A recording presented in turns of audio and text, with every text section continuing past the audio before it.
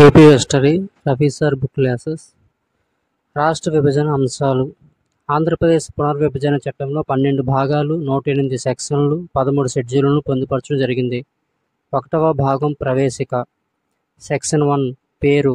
ఈ చట్టాన్ని ఆంధ్రప్రదేశ్ చట్టం 2014 అని పిలవడం జరుగుతుంది. సెక్షన్ 2 నిర్వచనాలు. ఈ చట్టంలో వివిధ సందర్భాలలో ఉపయోగించే పదాల అర్థాలను నిర్వచించును. 2వ భాగం ఆంధ్రప్రదేశ్ రాష్ట్ర పునర్వ్యవస్థీకరణ. సెక్షన్ 3 తెలంగాణ రాష్ట్ర అవతరణ. ఆంధ్రప్రదేశ్ రాష్ట్రంలోని ఆదిలాబాద్, కరీంనగర్, మెదక్, వరంగల్, రంగారెడ్డి, నల్గొండ, మహబూబ్ నగర్, ఖమ్మం, నిజామాబాద్, హైదరాబాద్ జిల్లాలతో తెలంగాణ రాష్ట్రం ఏర్పడింది. సెక్షన్ 4 ఆంధ్రప్రదేశ్లోని ప్రాదేశిక భాగాలు.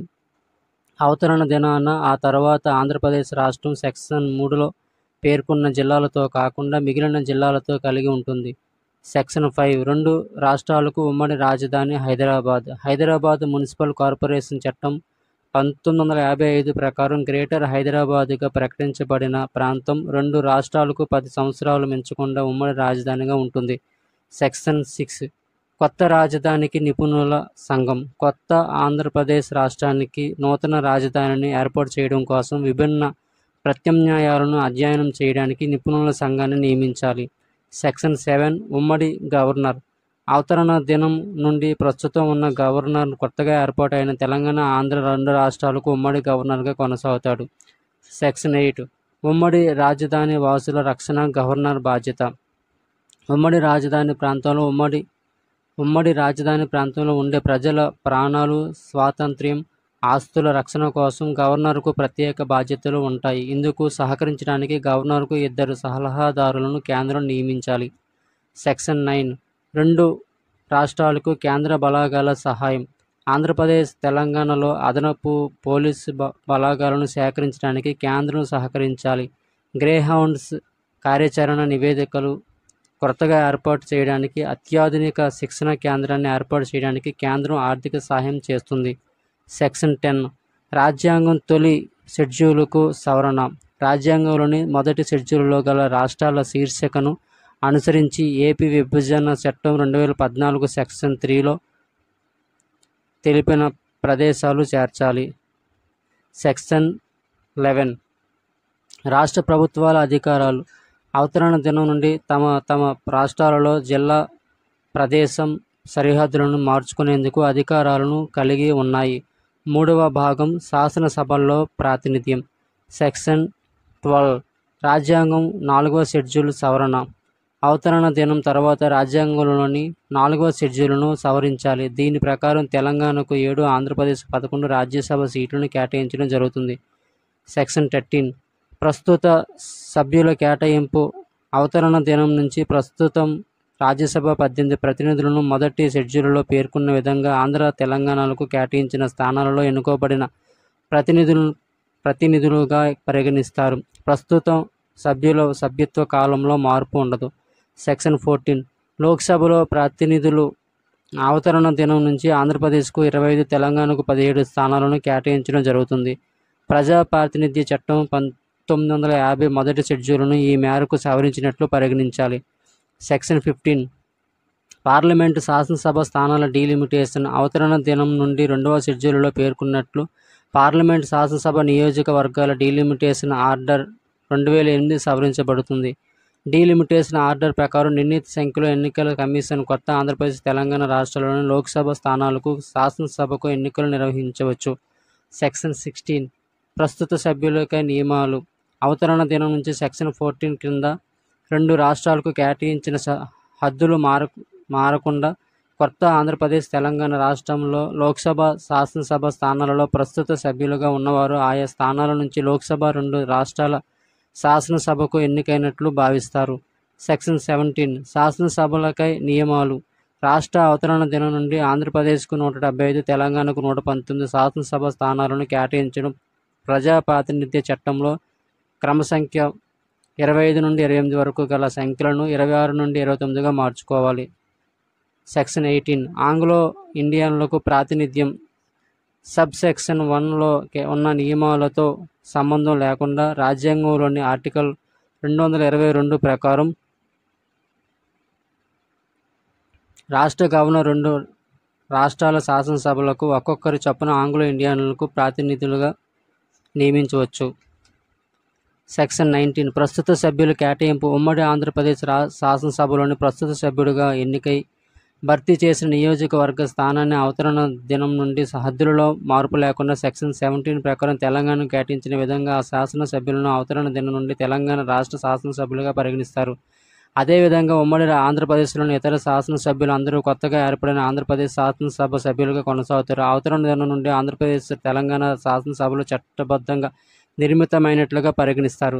సెక్షన్ 20 శాసనసభల పదవీకాలం. రాజ్యాంగంలోని ఆర్టికల్ 172 క్లాజ్ 1 ప్రకారం 5 సంవత్సరాల పదవీ కాలం ఆంధ్రప్రదేశ్ తెలంగాణ శాసనసభ విషయంలో ప్రస్తుత ఉమ్మడి ఆంధ్రప్రదేశ్ రాష్ట్ర శాసనసభ వాస్తవంగా ఎన్నిక ఏర్పడినప్పటి నుండి ఆంధ్రప్రదేశ్ తెలంగాణ శాసనసభలు ప్రారంభమైనట్లుగా పరిగణిస్తారు. సెక్షన్ 21 సభాపతి ఉపసభాపతి ప్రక్రియ నియమాలు.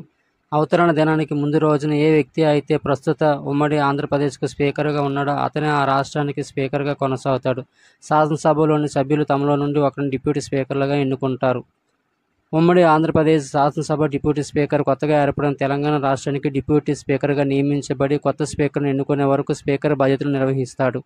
ఆర్టికల్ 208 క్లాజ్ 1 ప్రకారం కొత్తగా ఏర్పడిన తెలంగాణ రాష్ట్ర శాసనసభ కార్యక్రమాల నిర్వహణకు నియమాలను రూపొందించే వరకు ఉమ్మడి ఆంధ్రప్రదేశ్ శాసనసభ కార్యక్రమాల నిర్వహణకు సంబంధించిన నియమాలని తెలంగాణ రాష్ట్ర శాసనసభకు అమలు జరపాలి. సెక్షన్ 22 కొత్త రాష్ట్రాలకు విధాన మండలి. రాజ్యాంగంలోని 169 ప్రకారం కొత్తగా ఏర్పాటైన ఆంధ్రప్రదేశ్కు 50 మంది సభ్యులు మించకుండా తెలంగాణకు 40 మంది సభ్యులు మించకుండా ఒక్క విధాన మండలిని రూపొందించాలి. అవతరణ దినం నుండి 2 కొత్త రాష్ట్రాలకు 2 విధాన మండలులు ఏర్పడతాయి. 4వ షెడ్యూల్లో పేర్కొన్న విధంగా ప్రస్తుత సభ్యులను 2 మండలులకు కేటాయిస్తారు. సెక్షన్ 23 విధాన మండలులకే నియమాలు. అవతరణ దినం నుండి ఆంధ్రప్రదేశ్ విధాన మండలిలో 50 స్థానాలు, తెలంగాణ విధాన మండలిలో 40 స్థానాలు ఉండాలి. 4వ షెడ్యూల్లో తమిళనాడు శీర్షిక క్రింద 25వ స్థానంలో తెలంగాణను చేర్చారు. తెలంగాణ శీర్షికలో ఈ క్రింది వాటిని చేర్చారు. 1 మున్సిపల్ కార్పొరేషన్లు, 2 మున్సిపాలిటీలు, 3 నగర పంచాయతీలు, 4 కంటోన్మెంట్ బోర్డులు, 5 జిల్లా ప్రజా పరిషత్తులు, 6 మండల ప్రజా పరిషత్తులు. సెక్షన్ 24 మండలి నియోజకవర్గాల డీలిమిటేషన్ ఆర్డర్ సవరణ. 3వ షెడ్యూల్ 1వ భాగంలో నిర్దేశించిన విధానంగా delimitation of council constitute AP order 2006ను అవతరణ దినం నుండి సవరించడమైంది. 3వ షెడ్యూల్లో 2వ భాగంలో నిర్దేశించిన విధంగా delimitation of council constitute Telangana order 2014 అవతరణ దినం నుండి నూతన తెలంగాణ రాష్ట్రానికి వర్తిస్తుంది. కేంద్ర ప్రభుత్వం కొత్త రాష్ట్రాలైన ఆంధ్రప్రదేశ్, తెలంగాణను సంప్రదించిన తర్వాత అధికారిక గెజిట్లో నోటిఫికేషన్ ప్రచురించడం ద్వారా 3వ షెడ్యూల్ను సవరించవచ్చు. సెక్షన్ 25 విధాన మండలి అధ్యక్ష ఉపాధ్యక్షుల ప్రక్రియ నియమాలు. అవతరణ దినానికి ముందు రోజు ఏ వ్యక్తి అయితే ఉమ్మడి ఆంధ్రప్రదేశ్ విధాన మండలికి అధ్యక్షుడిగా వ్యవహరిస్తారో అతనే ఆంధ్రప్రదేశ్ విధాన మండలికి అధ్యక్షుడిగా వ్యవహరిస్తారు. విధాన మండలి సభ్యులందరూ కలిసి వారిలో ఒకరిని ఉపాధ్యక్షుడిగా ఎన్నుకుంటారు. ఉమ్మడి ఆంధ్రప్రదేశ్ విధాన మండలి ఉపాధ్యక్షుడు కొత్తగా ఏర్పడిన తెలంగాణ విధాన మండలి డిప్యూటీ చైర్మన్గా నియమించబడి చైర్మన్ బాధ్యతలు నిర్వహిస్తాడు. ఆర్టికల్ 208 క్లాజ్ 1 ప్రకారం కొత్తగా ఏర్పడిన తెలంగాణ రాష్ట్ర విధాన మండలి కార్యక్రమాల నిర్వహణకు నియమాలను రూపొందించే వరకు ఉమ్మడి ఆంధ్రప్రదేశ్ విధాన మండలి కార్యక్రమాల నిర్వహణకు సంబంధించిన నియమాలను తెలంగాణ రాష్ట్ర విధాన మండలి అమలు జరపాలి. 26 సెక్షన్ 26 నియోజకవర్గాల డీలిమిటేషన్. రాజ్యాంగంలోని 170 ఆర్టికల్ ప్రకారం ఈ చట్టంలోని సెక్షన్ 15కు లోబడి ఆంధ్రప్రదేశ్ రాష్ట్ర శాసనసభ స్థానాలను 175 నుంచి 225 వరకు, తెలంగాణ శాసనసభ స్థానాలను 119 నుంచి 153 వరకు పెంచాలి. సెక్షన్ 27 డీలిమిటేషన్ ఆర్డర్ను ఆధునీకరించేందుకు ఎన్నికల కమిషన్కు అధికారాలు ఉంటాయి. సెక్షన్ 28 షెడ్యూల్ తెగల ఆర్డర్ సవరణ. షెడ్యూల్ కులాల ఆర్డర్ సవరణ. సెక్షన్ 28 అవతరణ దినం నుండి షెడ్యూల్ కులాల ఆర్డర్ 1950ను ఈ చట్టం 5వ షెడ్యూల్లో పేర్కొన్న విధంగా సవరించడమైంది. సెక్షన్ 29 షెడ్యూల్ తెగల ఆర్డర్ సవరణ. అవతరణ దినం నుండి షెడ్యూల్ తెగల ఆర్డర్ 1950ను ఈ చట్టం 6వ షెడ్యూల్లో పేర్కొన్న విధంగా సవరించడమైంది. 4వ భాగం హైకోర్టు. సెక్షన్ 30 ఉమ్మడి హైకోర్టు ఆంధ్రప్రదేశ్ హైకోర్టు ఏర్పాటు అయ్యే వరకు హైదరాబాద్ హైకోర్టును 2 రాష్ట్రాల ఉమ్మడి హైకోర్టుగా పరిగణిస్తారు. ఉమ్మడి ఆంధ్రప్రదేశ్ హైకోర్టులోని న్యాయమూర్తుల జీతభత్యాలను జనాభా ప్రాతిపదికన 2 రాష్ట్రాలు భరించాలి. సెక్షన్ 31 ఆంధ్రప్రదేశ్ హైకోర్టు సెక్షన్ 1లోని నియమాలను లోబడి ఆంధ్రప్రదేశ్ రాష్ట్రానికి ఒక ప్రత్యేక హైకోర్టు ఏర్పాటు చేయాలి. ఆంధ్రప్రదేశ్ హైకోర్టు ఎక్కడ ఉండాలనే విషయాన్ని రాష్ట్రపతి తెలియజేస్తారు. ప్రస్తుతం అమరావతిలో నిర్మాణం జరుగుతుంది. సెక్షన్ 32 ఆంధ్రప్రదేశ్ హైకోర్టు న్యాయమూర్తులు హైదరాబాద్ హైకోర్టులోని న్యాయమూర్తులను రాష్ట్రపతి నిర్ణయించిన సంఖ్య మేరకు ఆంధ్రప్రదేశ్ హైకోర్టుకు కేటాయించడం జరుగుతుంది. సెక్షన్ 33 ఆంధ్రప్రదేశ్ హైకోర్టు విచారణ పరిధి ఆంధ్రప్రదేశ్ రాష్ట్రంలో చేర్చిన ప్రదేశాలలో ఏ భాగం పట్ల కానీ ఆంధ్రప్రదేశ్ హైకోర్టుకు సెక్షన్ 3 క్లాజ్ 1లో పేర్కొన్న తేదీకి పూర్వం అమలులో ఉన్న శాసనం ప్రకారం హైదరాబాద్ హైకోర్టు ఆ ప్రదేశాల పట్ల ఉన్న పూర్తి విచారణ అధికార పరిధి, శక్తి, అధికారాలు వినియోగించగలుగుతారు. సెక్షన్ 34 బార్ కౌన్సిల్ న్యాయవాదుల కోసం నియమాలు ఆంధ్రప్రదేశ్ బార్ కౌన్సిల్ న్యాయవాదిగా నమోదై ప్రస్తుతం హైకోర్టులో న్యాయవాదిగా పనిచేస్తున్నవారు తెలంగాణ బార్ కౌన్సిల్కు తన పేరు మార్చవలసిందిగా 1 సంవత్సరంలో కోరవచ్చు. సెక్షన్ 35 ఆంధ్రప్రదేశ్ హైకోర్టు ప్రాక్టీస్ నియమాలు ఆంధ్రప్రదేశ్లోని హైకోర్టులో ప్రాక్టీస్కు ప్రొసీజర్కు సంబంధించి అమలులో ఉన్న శాసనం కొన్ని అవసరమైన మార్పులతో ఈ చట్టంలోని ఈ భాగం నియమాలకు లోబడి ఆంధ్రప్రదేశ్ హైకోర్టుకు వర్తిస్తాయి. Section 36 Andhra Pradesh high court seal స్వాధీనత section 37 writ రూపాలు ఇతర ప్రక్రియలు సెక్షన్ 38 న్యాయమూర్తుల అధికారాలు సెక్షన్ 39 సుప్రీంకోర్టు అప్పీలు అధికారాలు సెక్షన్ 40 హైదరాబాద్ హైకోర్టు నుంచి ఆంధ్రప్రదేశ్ హైకోర్టు కేసుల బదిలీలు సెక్షన్ 41 ఆంధ్రప్రదేశ్ హైకోర్టుకు బదిలీ అయిన కేసులలో వాదించే అధికారం సెక్షన్ 42 అన్వయాలు సెక్షన్ 41 అవసరాల కోసం సెక్షన్ 43 అధికారాల రక్షణ రాజ్యాంగంలోని నియమాలు ఆంధ్రప్రదేశ్ హైకోర్టుకు వర్తించకుండా ఈ కాలంలోనే ఏమి ఉన్నా ఆపజాలదు.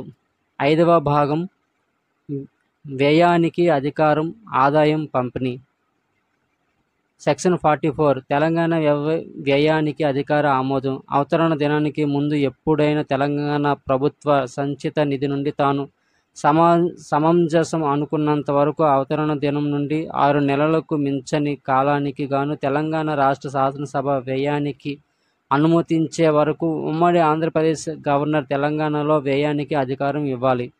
సెక్షన్ 45 ఆంధ్రప్రదేశ్ రాష్ట్ర లెక్కల నివేదికలు అవతరణ దినానికి ముందు ఏ కాలానికైనా ప్రస్తుత ఉమ్మడి ఆంధ్రప్రదేశ్ రాష్ట్రానికి చెందిన అకౌంటెంట్స్కు సంబంధించిన నివేదికలను ఆర్టికల్ 151 క్లాజ్ 2లో ప్రస్తావించిన comptroller and auditor general of India కొత్త రాష్ట్రాల గవర్నర్లకు సమర్పించాలి. సెక్షన్ 46 ఆదాయ పంపిణీ 13వ ఆర్థిక కమిషన్ ఉమ్మడి ఆంధ్రప్రదేశ్ రాష్ట్రం కోసం కేటాయించిన అవార్డును జనాభా నిష్పత్తిపైన ఇతర ప్రాతిపదికల ఆధారంగా కేంద్ర ప్రభుత్వం కొత్త రాష్ట్రాలకు కేటాయించాలి. కొత్త రాష్ట్రాల్లో గల వనరుల ఆధారంగా కేంద్రం ఆయా రాష్ట్రాలలో వెనుకబడిన ప్రాంతాల అభివృద్ధికి తగిన నిధులు కేటాయించడం జరుగుతుంది. సెక్షన్ 47 ఉమ్మడి ఆంధ్రప్రదేశ్ రాష్ట్రానికి అవతరణ తేదీకి ముందు ఉన్న ఆస్తులు, అప్పుల కేటాయింపు విషయంలో చట్టంలోని ఈ భాగంలో గల నియమాలు వర్తిస్తాయి.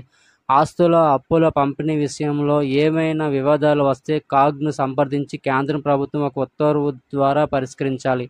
సెక్షన్ 48 భూమి, వస్తువులు ఈ భాగంలోని నియమాలకు లోబడి ఉమ్మడి ఆంధ్రప్రదేశ్ రాష్ట్రానికి చెందిన మొత్తం భూమి, నిల్వలు, వస్తువులు, ఇతర పదార్థాలు బదిలీ అయిన ప్రదేశంలో ఉంటే అవి తెలంగాణ రాష్ట్రానికి చెందుతాయి. ఇతర అనిన సందర్భాల్లోని ఆస్తులు ఆంధ్రప్రదేశ్కు మిగులుతాయి.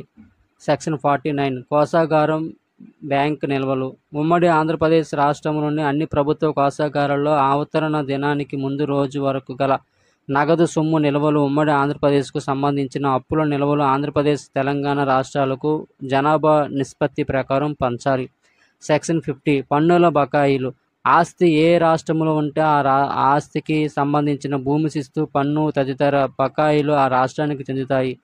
అవతరణ దినం నాడు ఆస్తుల మీద పన్ను మదింపు చేసే చోటు ఏ రాష్ట్రంలో ఉంటే ఆ రాష్ట్రానికి ఆ పన్ను బకాయిలు వసూలు చేసే అధికారం ఉంటుంది. సెక్షన్ 51 రుణాలు, అడ్వాన్సులు వసూలు చేసే హక్కు. ఉమ్మడి ఆంధ్రప్రదేశ్ రాష్ట్రంలోని ఒక ప్రాంతంలో గల ఏదైనా స్థానిక సంస్థ, సొసైటీ, వ్యవసాయదారు లేదా ఇతర వ్యక్తి అవతరణ దినానికి ముందు ఇచ్చిన ఏవైనా రుణాలు, అడ్వాన్సులను వసూలు చేయడానికి వసూలు చేసే హక్కు ఆంధ్రప్రదేశ్ రాష్ట్రానికి ఉండాలి. ఏదైనా రుణం, అడ్వాన్సులను వసూలు చేసిన తర్వాత వచ్చిన సొమ్మును జనాభా నిష్పత్తి ప్రాతిపదికపై ఆంధ్రప్రదేశ్, తెలంగాణ రాష్ట్రాల మధ్య పంచాలి. సెక్షన్ 52 కొన్ని నిధులలో పెట్టుబడులు, అప్పులు. 7వ షెడ్యూల్లో చూపించిన విధంగా ఉమ్మడి రాష్ట్రానికి చెందిన నగదు నిల్వలు పెట్టుబడి ఖాతా నుండి లేదా ప్రభుత్వ ఖాతాలోని ఏదైనా నిధి నుంచి పెట్టుబడులకు సంబంధించి సెక్యూరిటీలను కొత్త రాష్ట్రాలకు జనాభా ప్రాతిపదికపై పంచాలి. సెక్షన్ 53 రాష్ట్ర ప్రభుత్వ సంస్థల ఆస్తులు, అప్పులు. ఉమ్మడి రాష్ట్రానికి చెందిన వాణిజ్య లేదా పారిశ్రామిక సంస్థలకు సంబంధించిన ఆస్తులు, అప్పులను అవతరణ దినం నుంచి ఆ సంస్థ ప్రధాన కార్యాలయం ఉన్న ప్రదేశంతో సంబంధం లేకుండా ఆ సంస్థలున్న ప్రాంతాన్ని ఏ రాష్ట్రంలో చేర్చాలో ఆ రాష్ట్రానికి అందజేయాలి.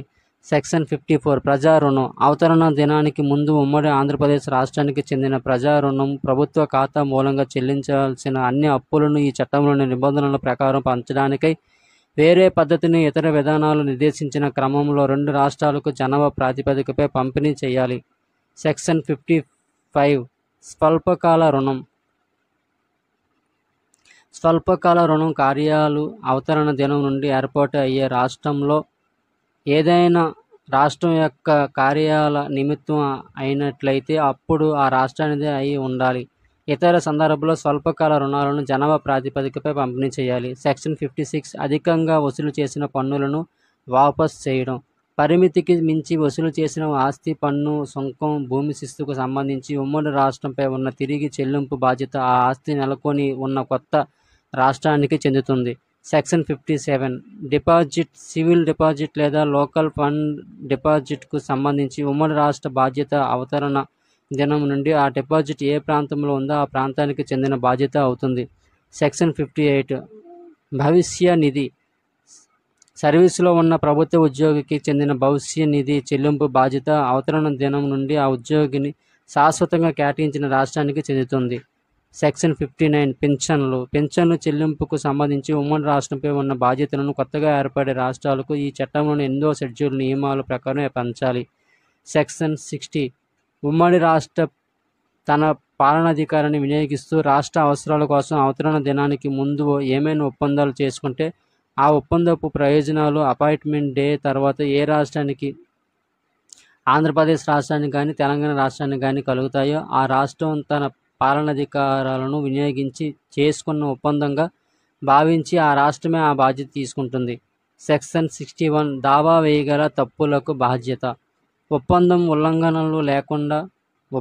ఉల్లంఘనలు కాకుండా కేసే వేయదగిన తప్పులు అపాయింట్మెంట్ డేకి ముందు చేసినందుకు రెండు రాష్ట్రాలలో ఏ రాష్ట్రానికి చెందిన పరిధిలో కేసే వేయగలిగిన తప్పు జరిగితే చెల్లింపు బాధ్యత ఆ రాష్ట్రానికే చెందుతుంది. మిగతా సందర్భాలలో జనాభా ప్రాతిపదికన లేదా రెండు రాష్ట్రాలు ఒప్పందం చేసుకున్న రీతిలో రెండు రాష్ట్రాలకు పంచవలసి ఉంటుంది. సెక్షన్ 62 పూచీదారుని బాధ్యత. అపాయింట్మెంట్ డేకు ముందు సహకార సంఘానికి లేదా వ్యక్తికి సంబంధించి ఉమ్మడి ఆంధ్రప్రదేశ్ రాష్ట్రం బాధ్యత వహించి ఉంటే అపాయింట్మెంట్ డే నుంచి ఆ సహకార సంఘం లేదా వ్యక్తులు పనిచేసే ప్రాంతం ఏ రాష్ట్రంలో ఉంటే ఆ రాష్ట్రం పైన ఆ బాధ్యత ఉంటుంది. మిగతా సందర్భాలలో జనాభా ప్రాతిపదికన కానీ రెండు రాష్ట్రాలు ఒప్పుకున్న పద్ధతిలో కానీ రెండు రాష్ట్రాలకు పంచవలసి ఉంటుంది. సెక్షన్ 63 సందిగ్ధంలోని అంశాలు. సెక్షన్ 64 మిగులు నియమాలు. సెక్షన్ 65 ఆస్తుల పంపకం లేదా ఒప్పందం వలన బాధ్యతలు. సెక్షన్ 66 కేటాయింపు, సర్దుబాటు చేసే కేంద్రం ప్రభుత్వ అధికారం. సెక్షన్ 67 సంచిత నిధి నుండి కొంత ఖర్చు చేయడం. 7వ భాగం కొన్ని కార్పొరేషన్లకు సంబంధించిన నియమాలు. సెక్షన్ 68 కార్పొరేషన్లకు సంబంధించిన నియమాలు.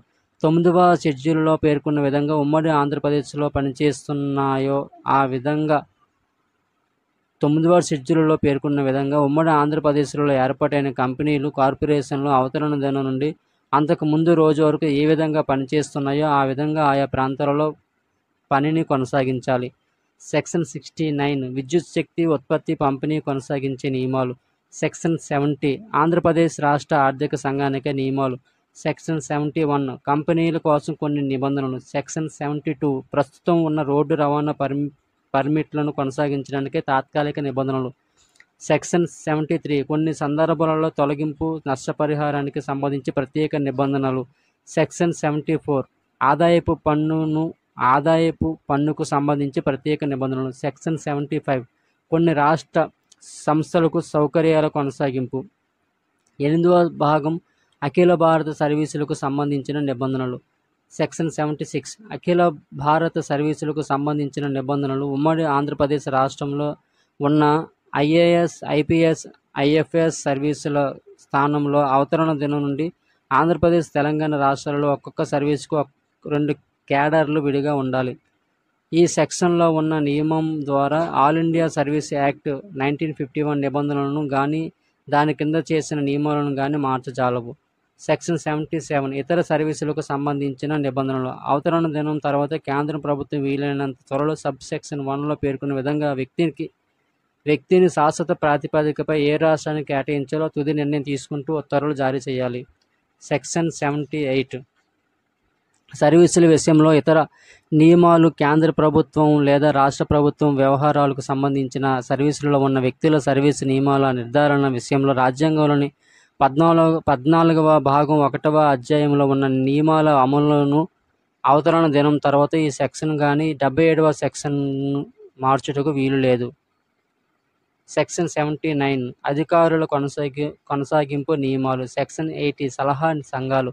సెక్షన్ 81 ఆదేశాలు ఇవ్వడానికి కేంద్ర ప్రభుత్వానికి గల అధికారం. సెక్షన్ 82 ప్రభుత్వ రంగ సంస్థల ఉద్యోగులకు నిబంధనలు. సెక్షన్ 83 రాష్ట్ర పబ్లిక్ సర్వీస్ కమిషన్కు నిబంధన. ఉమ్మడి ఆంధ్రప్రదేశ్ రాష్ట్రంలో ఉన్న public service commission Andhra Pradesh public service కమిషన్గా కొనసాగుతుంది. కొత్తగా ఏర్పడిన తెలంగాణ రాష్ట్రంలో రాజ్యాంగంలోని ఆర్టికల్ 315 ప్రకారం నూతన పబ్లిక్ సర్వీస్ కమిషన్ను ఏర్పాటు చేసుకోవాలి. కేంద్ర పబ్లిక్ సర్వీస్ కమిషన్ రాష్ట్రపతి అంగీకారంతో ఆర్టికల్ 315 క్లాజ్ 4 ప్రకారం తెలంగాణ రాష్ట్ర అవసరాలను తీర్చవచ్చు. 9వ భాగం జలవనరుల నిర్వహణ అభివృద్ధి. సెక్షన్ 84 గోదావరి కృష్ణా నది జలాల యాజమాన్య మండలి. అవతరణ తేదీ నుండి గోదావరి కృష్ణా నది జలాల యాజమాన్య బోర్డుల వ్యవహారాలను పర్యవేక్షించేందుకు ఒక శిఖరాగ్ర మండలిని కేంద్ర ప్రభుత్వం ఏర్పాటు చేయాలి. ఈ మండలికి కేంద్ర జలవనరుల మంత్రి అధ్యక్షుడిగా, తెలంగాణ, ఆంధ్రప్రదేశ్ ముఖ్యమంత్రుల సభ్యులుగా ఉంటారు. సెక్షన్ 85 జల నిర్వహణ మండలి ఏర్పాటు విధులు. అవతరణ దినం నుండి 60 రోజుల్లోగా గోదావరి కృష్ణా నది యాజమాన్య బోర్డులను కేంద్ర ప్రభుత్వం ఎప్పటికప్పుడు నోటిఫై చేసిన ప్రాజెక్టుల పరిపాలన, క్రమబద్ధీకరణ, నిర్వహణ కార్యక్రమాల కోసం కేంద్ర ప్రభుత్వం ఏర్పాటు చేయాలి. సెక్షన్ 86 మండలి సిబ్బంది. ఈ చట్టం క్రింద పేర్కొన్న విధులను సమర్థవంతంగా నిర్వహించడానికి కావలసిన సిబ్బందిని బోర్డు నియమించుకోవాలి. వారిని మొదట డిప్యూటేషన్పై నియమించుకొని ఆ తర్వాత వారిని శాశ్వత సర్వీసులలో నియమించాలి. సెక్షన్ 87 జలమండలి అధికార పరిధి. అంతర్రాష్ట్ర నదీ జలాల వివాదాల చట్టం 156 ప్రకారం కేంద్ర ప్రభుత్వం నోటిఫై చేసిన మేరకు బ్యారేజీలు, డ్యాములు, రిజర్వాయర్లు, రెగ్యులేటివ్ నిర్మాణాలు, విద్యుత్ శక్తి సరఫరా లైన్లు సంబంధిత రాష్ట్రాలకు పంపిణీ చేయవలసిన జలం, విద్యుత్ శక్తి సంబంధించినంత వరకు గోదావరి కృష్ణా నదులపై బోర్డు సాధారణ అధికార పరిధిని కలిగి ఉంటుంది. సెక్షన్ 88 మండలి రెగ్యులేషన్ అధికారాలు. బోర్డు పలు విధుల కోసం చట్టానికి రూల్స్కు అనుగుణంగా రెగ్యులేషన్స్ను రూపొందించవచ్చు. సెక్షన్ 89 నీటి వనరుల కేటాయింపు. అవతరణ దినానికి ముందు ట్రిబ్యునల్ నిర్మించిన ప్రాజెక్టు వారి అవార్డులకు రాష్ట్రాలు కట్టుబడి ఉండాలి. సెక్షన్ 90 పోలవరం నీటిపారుదల ప్రాజెక్టు జాతీయ ప్రాజెక్టు. పోలవరం ప్రాజెక్టును జాతీయ ప్రాజెక్టుగా ప్రకటించడం జరిగింది. ప్రజా ప్రయోజనాల కోసం సేద్యపు నీటి లక్ష్యాల సాధనకు పోలవరం ప్రాజెక్టు నిర్మాణ బాధ్యతలను కేంద్రం స్వీకరించాలని ప్రకటించడం అయింది. నిర్మాణ పనుల బాధ్యత ఏపీ ప్రభుత్వం తీసుకున్నది. పోలవరం సేద్యపు నీటి ప్రాజెక్టుకు తెలంగాణ రాష్ట్రం ఆమోదం తెలిపినట్లు భావించడమైంది. సెక్షన్ 91 తుంగభద్ర బోర్డుకు ఏర్పాటు. తుంగభద్ర బోర్డులో ఉమ్మడి ఆంధ్రప్రదేశ్ స్థానాన్ని 2 కొత్త రాష్ట్రాలకు భర్తీ చేయాలి. ఎగువ గట్టు, కాల్వగట్టు కాల్వ, రాజోలి బండ మళ్లింపు పథకం నుంచి జలం విడుదలను తుంగభద్ర మండలి పర్యవేక్షిస్తూ ఉండాలి. 10వ భాగం మౌలిక వనరులు, ప్రత్యేక ఆర్థిక చర్యలు. సెక్షన్ 92 కేంద్ర ప్రభుత్వం జారీ చేసిన ఆదేశాలు, మార్గనిర్దేశకాలను కొత్త రాష్ట్రాలు అనుసరించాలి. అవతరణ దినం నుంచి బొగ్గు, నూనె, సహజ వాయువు, విద్యుత్ శక్తి ఉత్పాదన, సరఫరా, పంపిణీ మొదలైన 10వ షెడ్యూల్లో అంశాలకు సంబంధించి కేంద్ర ప్రభుత్వం జారీ చేసిన సూత్రాలను, మార్గదర్శకాలను, నిర్దేశకాలను, ఆదేశాలను 2 రాష్ట్రాలు అమలు చేయాలి. సెక్షన్ 93 కొత్తగా ఏర్పడే రాష్ట్రాల ప్రగతి, అభివృద్ధి కోసం చర్యలు. 13వ షెడ్యూల్లో పేర్కొన్న విధంగా అవతరణ దినం నుండి 13వ షెడ్యూల్లో పేర్కొన్న విధంగా అవతరణ దినం నుండి 10 సంవత్సరాలలోగా 2 రాష్ట్రాల సుస్థిర అభివృద్ధి కోసం కేంద్ర ప్రభుత్వం అన్ని చర్యలు తీసుకోవాలి. సెక్షన్ 94 పన్ను ప్రోత్సాహకాలతో సహా ఆర్థిక చర్యలు. 2 రాష్ట్రాలలో పారిశ్రామిక అభివృద్ధి కోసం తగిన పన్ను మినహాయింపులతో సహా తగిన ఆర్థిక చర్యలను కేంద్ర ప్రభుత్వం చేపట్టాలి. 2 రాష్ట్రాలలో వెనుకబడిన ప్రాంతాలను అభివృద్ధి చేయడానికి మౌలిక వనరులను కల్పించుటలో కేంద్ర ప్రభుత్వం సహాయం అందించాలి. కొత్తగా ఏర్పడుతున్న రాష్ట్రంలో రాజ్భవన్, హైకోర్టు, ప్రభుత్వ సచివాలయం, శాసనసభ, శాసన మండలి మొదలైన మౌలిక వనరులతో సహా నూతన రాజధాని నిర్మాణం కోసం కేంద్ర ప్రభుత్వం ప్రత్యేక ఆర్థిక మద్దతు ఇవ్వాలి. ఆంధ్రప్రదేశ్ రాష్ట్రం కోసం కొత్త రాజధానిని నిర్మించడానికి అవసరమైతే క్షీణించిన అటవీ భూమిని కేంద్ర ప్రభుత్వం డీనోటిఫై చేయాలి. 11వ భాగం ఉన్నత విద్యా అవకాశాలు. సెక్షన్ 95 విద్యార్థులందరికీ నాణ్యమైన ఉన్నత విద్యలో సమాన అవకాశాలు. రాజ్యాంగంలోని ఆర్టికల్ 371 క్లాజ్ డి ప్రకారం అన్ని ప్రభుత్వ, ప్రైవేట్, ఎయిడెడ్, నాన్ ఎయిడెడ్ ఉన్నత విద్య, సాంకేతిక విద్య, వైద్య విద్యా ప్రవేశాలలో 2 రాష్ట్రాల విద్యార్థులకు మంచి ఉన్నత విద్య సమాన అవకాశాలు కల్పించడానికి మరో 10 సంవత్సరాలు ఉమ్మడి ప్రవేశ విధానాన్ని కొనసాగించాలి. 12వ భాగం న్యాయ సంబంధ నిబంధనలు. సెక్షన్ 96 రాజ్యాంగంలోని 168వ ఆర్టికల్ సవరణ. రాజ్యాంగంలోని ఆర్టికల్ 168 క్లాజ్ 1A ప్రకారం తమిళనాడు అనే పదానికి బదులు తమిళనాడు, తెలంగాణ అనే పదాలు చేర్చాలి. సెక్షన్ 96 రాజ్యాంగంలోని 168వ ఆర్టికల్ సవరణ. అవతరణ తేదీ నుండి రాజ్యాంగంలోని ఆర్టికల్ 371 క్లాజ్ డి ప్రకారం ఆంధ్రప్రదేశ్ రాష్ట్రం అనే పదాలకు బదులు ఆంధ్రప్రదేశ్ రాష్ట్రం లేదా తెలంగాణ రాష్ట్రం అనే పదాలు చేర్చాలి. సెక్షన్ 98 ప్రజా ప్రాతినిధ్య చట్టంలోని సెక్షన్ 15 క్లాజ్ ఏకు సవరణ. ప్రజా ప్రాతినిధ్య చట్టం 1951లోని సెక్షన్లో 2010 తమిళనాడు శాసన పరిషత్ చట్టం కింద పదాలు, సంఖ్యలను 2014 ఆంధ్రప్రదేశ్ పునర్వ్యవస్థీకరణ చట్టం ప్రకారం తెలంగాణ రాష్ట్రం శాసన పరిషత్ ఏర్పాటు అనే పదాలను, సంఖ్యలను చేర్చాలి. సెక్షన్ 99 1956 రాష్ట్రాల పునర్వ్యవస్థీకరణ చట్టంలోని సెక్షన్ 15కు సవరణ. అవతరణ తేదీ నుండి 1956 రాష్ట్రాల పునర్వ్యవస్థీకరణ చట్టం సెక్షన్ బిలో ఆంధ్రప్రదేశ్ పదాలకు బదులు ఆంధ్రప్రదేశ్ మరియు తెలంగాణ అనే పదాలు చేర్చాలి. సెక్షన్ 100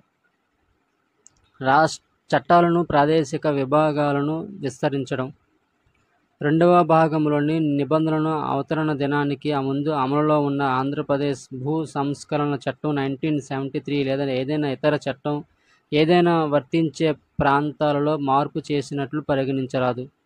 సెక్షన్ 101 ముందున్న చట్టాలు అమలు. అవతరణ తేదీకి ముందు చేసిన ఏ చట్టాన్నైనా ఆంధ్రప్రదేశ్ లేదా తెలంగాణ రాష్ట్రాలకు వర్తింపు చేసుకోవడానికి వీలుగా సంబంధిత ప్రభుత్వం ఆ రోజు నుండి 2 సంవత్సరాలు ముగిసేలోగా ఒక ఉత్తర్వు ద్వారా చట్టంలో పలు సవరణలు చేసుకోవచ్చు. సెక్షన్ 102 చట్టాల అన్వయ అధికారం. అవతరణ తేదీకి ముందు చేసిన చట్టాన్ని అనుసరించడానికి వీలుగా 101 సెక్షన్ కింద నియమాలు చేయలేదనే దానితో నిమిత్తం లేకుండా ఆ చట్టాన్ని అమలు చేయడానికి అవసరమైన అధికారం ఉన్న ఏదైనా న్యాయస్థానం, ట్రిబ్యునల్ లేదా అథారిటీ ఆంధ్రప్రదేశ్ రాష్ట్రానికి లేదా తెలంగాణ రాష్ట్రానికి సంబంధించి ఆ చట్టాన్ని వర్తింపజేసి వీలు కల్పించే విషయంలో విచారించవలసిన వివాదాలకు సంబంధించి అవి అవసరమని భావించినంత మేరకు ఆ చట్టంలో దెబ్బతినకుండా ఆ చట్టాన్ని అన్వయించుకోవాలి. సెక్షన్ 103 అథారిటీలకు పేరు పెట్టే అధికారం. తెలంగాణ రాష్ట్రానికి బదిలీ అయిన ప్రాంతానికి సంబంధించిన అధికారాలు ఆ ప్రాంత అథారిటీకి తెలంగాణ ప్రభుత్వం విడుదల చేసిన గెజిట్లో పేర్కొనబడినట్లుగా ఉంటాయి. సెక్షన్ 104 న్యాయ ప్రొసీడింగ్లు. రెండు రాష్ట్రాల మధ్య పంచవలసిన ఆస్తి అప్పులకు సంబంధించిన న్యాయ ప్రొసీడింగ్లో పేర్కొన్న ఉమ్మడి ఆంధ్రప్రదేశ్కు బదులుగా ఆంధ్రప్రదేశ్, తెలంగాణ రాష్ట్రాలకు చేర్చాలి. సెక్షన్ 105 పెండింగ్ ప్రొసీడింగ్ల బదిలీలు. అవతరణ తేదీ నాటికి ఉమ్మడి రాష్ట్రంలో ఏదైనా ప్రాంతంలోని న్యాయస్థానం ముందు పెండింగ్లో ఉన్న ప్రొసీడింగ్లు తెలంగాణ ప్రాంతానికి సంబంధించినవైతే తెలంగాణ రాష్ట్రంలో ఉన్న న్యాయస్థానాలకు బదిలీ అవుతుంది. సెక్షన్ 106 కొన్ని కేసులలో ప్రాక్టీస్ చేయడానికి న్యాయవాదులకు హక్కు. ప్రస్తుత ఉమ్మడి ఆంధ్రప్రదేశ్ రాష్ట్రంలో ఏదైనా దిగువ న్యాయస్థానంలో ప్రాక్టీస్ చేసుకునేందుకు అవతరణ తేదీకి ముందు న్యాయవాదిగా నమోదైన ఎవరైనా వ్యక్తి అవతరణ తేదీ నుండి 1 సంవత్సరం పాటు ఆ న్యాయస్థానంలో ప్రాక్టీస్ చేసుకోవచ్చు. సెక్షన్ 107 ఇతర చట్టాలకు విరుద్ధంగా ఉన్న ఈ చట్టంలోని నిబంధనల అమలు. ఏదైనా ఇతర చట్టంలోని ఉన్న నిబంధనలకు విరుద్ధంగా ఉన్నప్పటికీ ఈ చట్టంలోని నిబంధనలే అమలులో ఉంటాయి. సెక్షన్ 108 ఇబ్బందులను తొలగించే అధికారం. ఈ చట్టపు నిబంధనలను అమలు చేయడంలో ఏమైనా ఇబ్బందులు ఏర్పడితే ఆ ఇబ్బందులను తొలగించేందుకు రాష్ట్రపతి ఉత్తర్వులు జారీ చేయవచ్చు. ఆంధ్రప్రదేశ్ పునర్విభజన చట్టం 2014లోని షెడ్యూళ్లు సంఖ్య 13. ఆంధ్రప్రదేశ్ పునర్విభజన చట్టంలో 12 భాగాలు, 108 సెక్షన్లు, 13 షెడ్యూళ్లను పొందుపరచడం జరిగింది. మొదటి షెడ్యూల్ నూతన రాష్ట్ర అవతరణ దినం నుండి ప్రస్తుత రాజ్యసభ ప్రతినిధుల గురించి పేర్కొనడం జరిగింది. ప్రస్తుత సభ్యుల సభ్యత్వ కాలంలో మార్పు ఉండదు. రాజ్యసభలో ఉన్న ఉమ్మడి ఆంధ్రప్రదేశ్లోని 18 మంది సభ్యులలో 7 సభ్యులను తెలంగాణకు కేటాయించే విధానాన్ని తెలియజేశారు. రెండవ షెడ్యూల్ నూతన రాష్ట్ర అవతరణ దినం నుండి పార్లమెంటు, శాసనసభ, నియోజకవర్గాల డీలిమిటేషన్ ఆర్డర్ 2008తో సవరించబడింది. ఈ చట్టం సవరించిన మేరకు డీలిమిటేషన్ ఆర్డర్ 2008 ప్రకారం నిర్ణీత సంఖ్య ఎన్నికల కమిషన్ కొత్త ఆంధ్రప్రదేశ్ రాష్ట్రంలో లోక్సభ స్థానాలకు, ఆ రాష్ట్రాలకు శాసనసభకు ఎన్నికలు నిర్వహించవచ్చు. తెలంగాణలోని 119 శాసనసభ స్థానాలలో ఎస్సీలకు 19, ఎస్టీలకు 12 సీట్లు మరియు 17 లోక్సభ స్థానాల్లో ఎస్సీలకు 3, ఎస్టీలకు 2 కేటాయించారు. మూడవ షెడ్యూల్ శాసన మండలి నియోజకవర్గాల డీలిమిటేషన్ ఆర్డర్ 2006 ఆంధ్రప్రదేశ్ అవతరణ దినం నుండి సవరించడమైంది. Delimitation of council constitute order 2014 Telangana రాష్ట్రానికి వర్తిస్తుంది. కేంద్ర ప్రభుత్వం కొత్త రాష్ట్రాలైన ఆంధ్రప్రదేశ్, తెలంగాణను సంప్రదించిన తర్వాత అధికార గెజిట్లో ప్రచురించిన నోటిఫికేషన్ సవరించవచ్చును. నాలుగవ షెడ్యూల్ కొత్తగా ఏర్పడిన ప్రతి రాష్ట్రానికి 50 మంది సభ్యులు మించకుండా, ఆంధ్రప్రదేశ్ రాష్ట్రానికి 40 మంది సభ్యులు మించకుండా, తెలంగాణ రాష్ట్రానికి రాజ్యాంగ ఆర్టికల్ 169 ప్రకారం ఒక్క విధాన మండలిని రూపొందించాలి. ప్రస్తుతం ఉమ్మడి ఆంధ్రప్రదేశ్ రాష్ట్ర విధాన మండలి నుండి అవతరణ దినం నుంచి 2 కొత్త రాష్ట్రాల్లో 2 విధాన మండలులు ఏర్పడతాయి. ఐదవ షెడ్యూల్ రాష్ట్ర అవతరణ దినం నుండి షెడ్యూల్ కులాల ఆర్డర్ 1950ను సవరించడమైంది. ఆరవ షెడ్యూల్ రాష్ట్ర అవతరణ దినం నుండి షెడ్యూల్ తెగల ఆర్డర్ 1950ను సవరించడమైంది. ఏడవ షెడ్యూల్ ఉమ్మడి రాష్ట్రానికి చెందిన నగదు నిల్వల పెట్టుబడి ఖాతా నుంచి లేదా ప్రభుత్వ ఖాతాలోని ఏదైనా నిధి నుంచి పెట్టుబడులకు సంబంధించి పెట్టిన సెక్యూరిటీలను కొత్త రాష్ట్రాలకు జనాభా ప్రాతిపదికన పంచాలి. ఎనిమిదవ షెడ్యూల్ పెన్షన్ల చెల్లింపుకు సంబంధించి ఉమ్మడి రాష్ట్రంపై ఉన్న బాధ్యత కొత్తగా ఏర్పడిన తెలంగాణ, ఆంధ్ర రాష్ట్రాలకు పంచాలి. తొమ్మిదవ షెడ్యూల్ ఉమ్మడి ఆంధ్రప్రదేశ్లో ఏర్పడిన కంపెనీలు, కార్పొరేషన్లు నూతన రాష్ట్ర అవతరణ నుండి అంతకు ముందు రోజున ఏ విధంగా పనిచేస్తున్నాయో ఆ విధంగా ఆ ప్రాంతాలలో పనిని కొనసాగించాలి. కంపెనీల్లో ఉమ్మడి ఆంధ్రప్రదేశ్ రాష్ట్ర ప్రయోజనాలు, వాటాలను కొత్త రాష్ట్రాల మధ్య పంపిణీకి ఆదేశాలు జారీ చేయవచ్చు. కంపెనీ డైరెక్టర్ల బోర్డులో కొత్త రాష్ట్రాలు రెండింటికి సరైన ప్రాతినిధ్యం కల్పిస్తూ కొత్త బోర్డులను ఏర్పాటు చేయుటకు ఆదేశాలు జారీ చేయవచ్చు.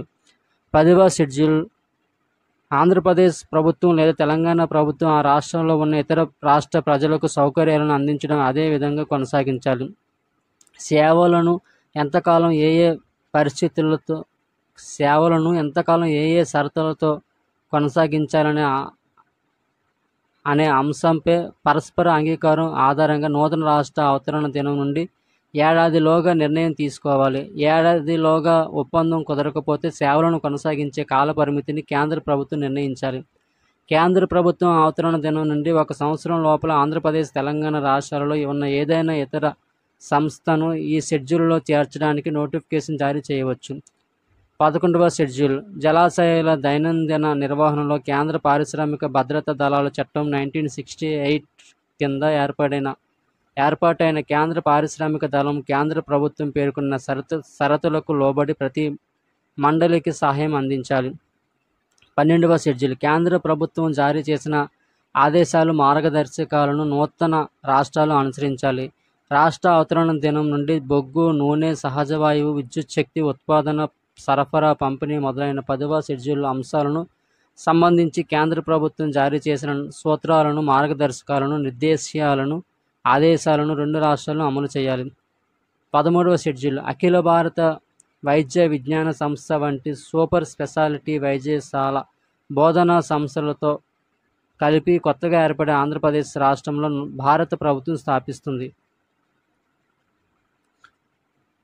తెలంగాణ, ఆంధ్రప్రదేశ్ రాష్ట్రాలు రెండింటిలో రాష్ట్రానికి ఒక్కోటి చొప్పున భారత ప్రభుత్వం 2 గిరిజన విశ్వవిద్యాలయాలను స్థాపిస్తుంది. కొత్తగా ఏర్పడే తెలంగాణ రాష్ట్రంలో ఒక ఉద్యానవన విశ్వవిద్యాలయాన్ని భారత ప్రభుత్వం స్థాపిస్తుంది. కొత్తగా ఏర్పడే ఆంధ్రప్రదేశ్ రాష్ట్రంలో ప్రకృతి విపత్తుల నిర్వహణ జాతీయ సంస్థను భారత ప్రభుత్వం స్థాపిస్తుంది.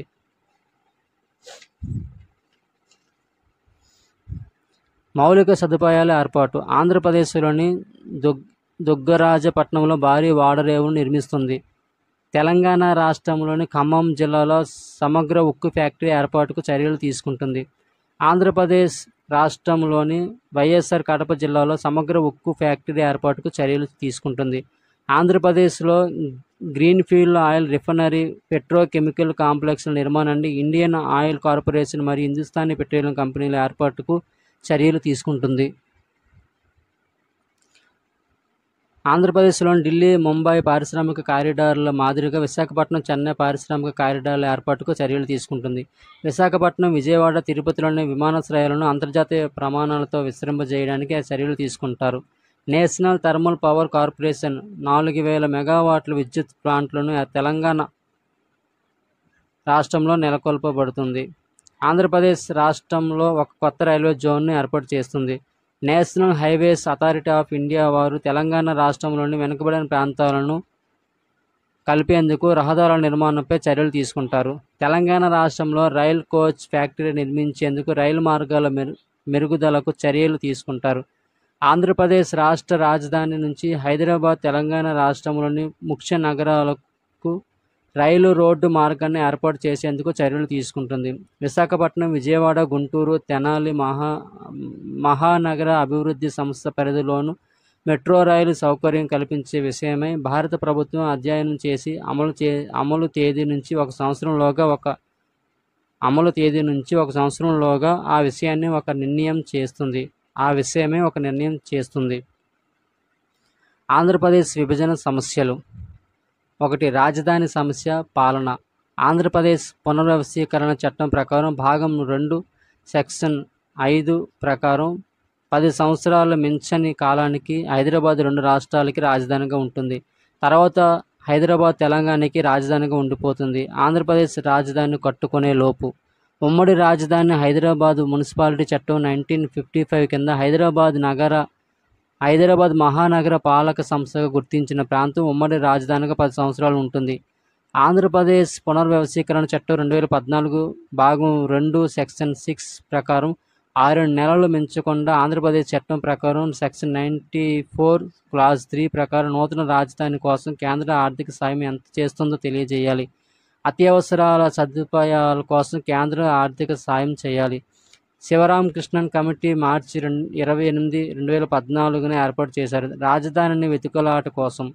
వీరి ప్రధాన పని 6 నెలల లోపు రాజధానికి కోసం స్థలం వెతకాలి. ఈ కమిటీలో 5 సభ్యులు ఉన్నారు. 1. శివరామకృష్ణన్ అధ్యక్షుడు. 1958 బ్యాచ్కి చెందిన ఐఏఎస్, పట్టణాల గురించి బాగా తెలిసిన వ్యక్తి. ఐఏఎస్గా ఉన్నప్పుడు పట్టణాలలో కమిషనర్ బాగా పనిచేశారు. 2. Aromar Revi, Indian institute for human settlement సంస్థ డైరెక్టర్. 3. ప్రూఫ్ జగన్సా, national institute of public affairs director. 4. KT Ravindran, urban design planning and architect professor.